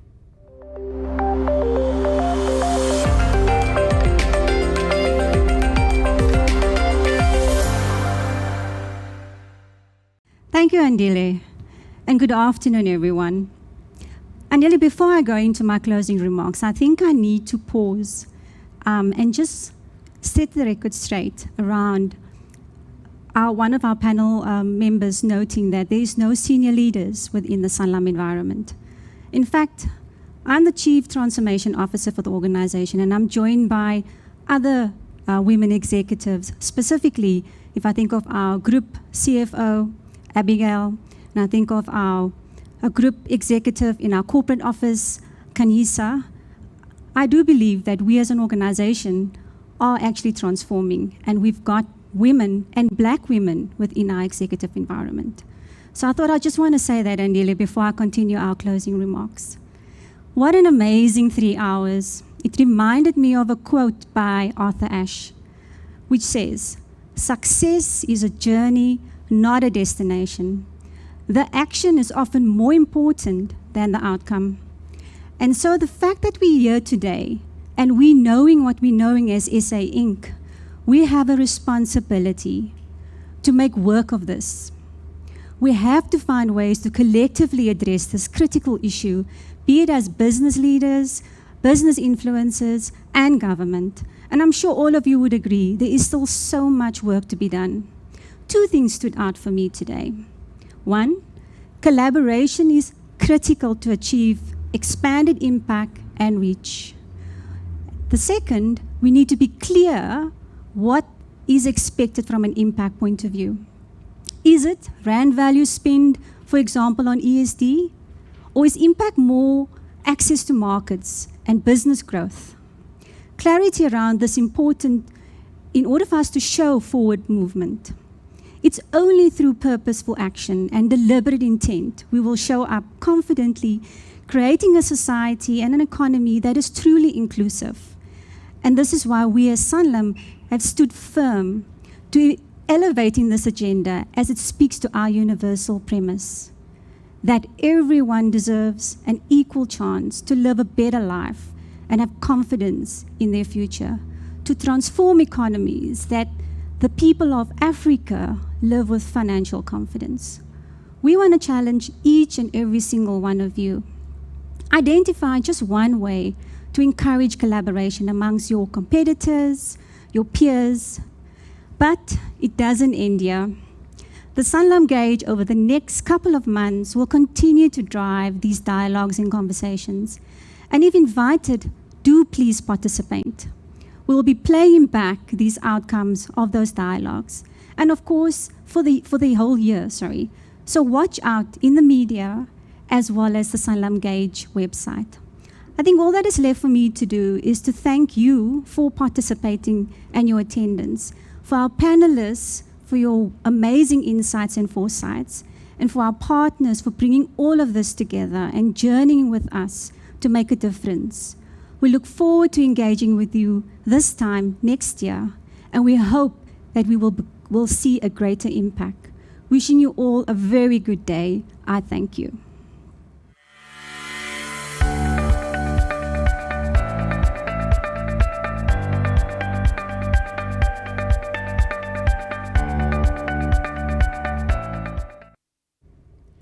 Thank you very much, Ray-Ann, for those kind words indeed. Now, Obviously, we look forward to all the engagements and dialogues that Ray Ann was talking about. They're going to be coming in the next few months.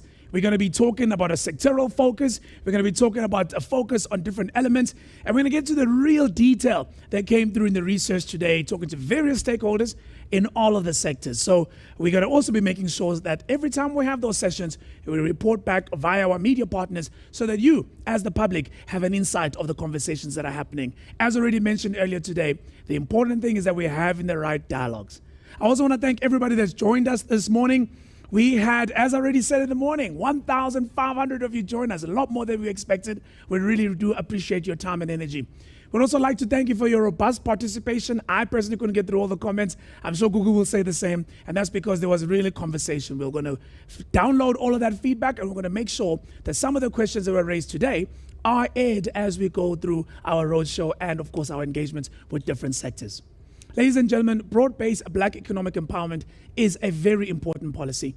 And no matter how we may feel about it at a personal level, it's a big part of our business and socio-economic lives. We have to keep the dialogue going. We have to keep talking about it because it's the only way we will build the South Africa we all want, and the South Africa we all want to live in and thrive in. Now, if you missed parts of this morning's broadcast, don't you worry. Please go to YouTube, to the Business Live YouTube channel, and in there you can search for Sanlam Gauge, and you'll be able to watch back the entire session of today. The full 2021 Sanlam Gauge report is now available for downloading. Yes, right now it is available to you to be able to read all of the editorial, to be able to go through every sector, to be able to go through every element on sanlamgauge.co.za. That's sanlamgauge.co.za. You will click on View Report, and you'll be able to page through the report as well. On that same page, you will also be able to download it for yourself as a PDF that you can, of course, read later on at your leisure. Please look out also for Sanlam Gauge coverage that's going to be taking place in the Sunday Times on the week of Sunday, the 16th of May, 2021. My name is Andile Khumalo, and it's been an honor to be part of the team that's put together this very important piece of research. I personally look forward to engaging with all of you as we build an economy for all South Africans. Thank you very much.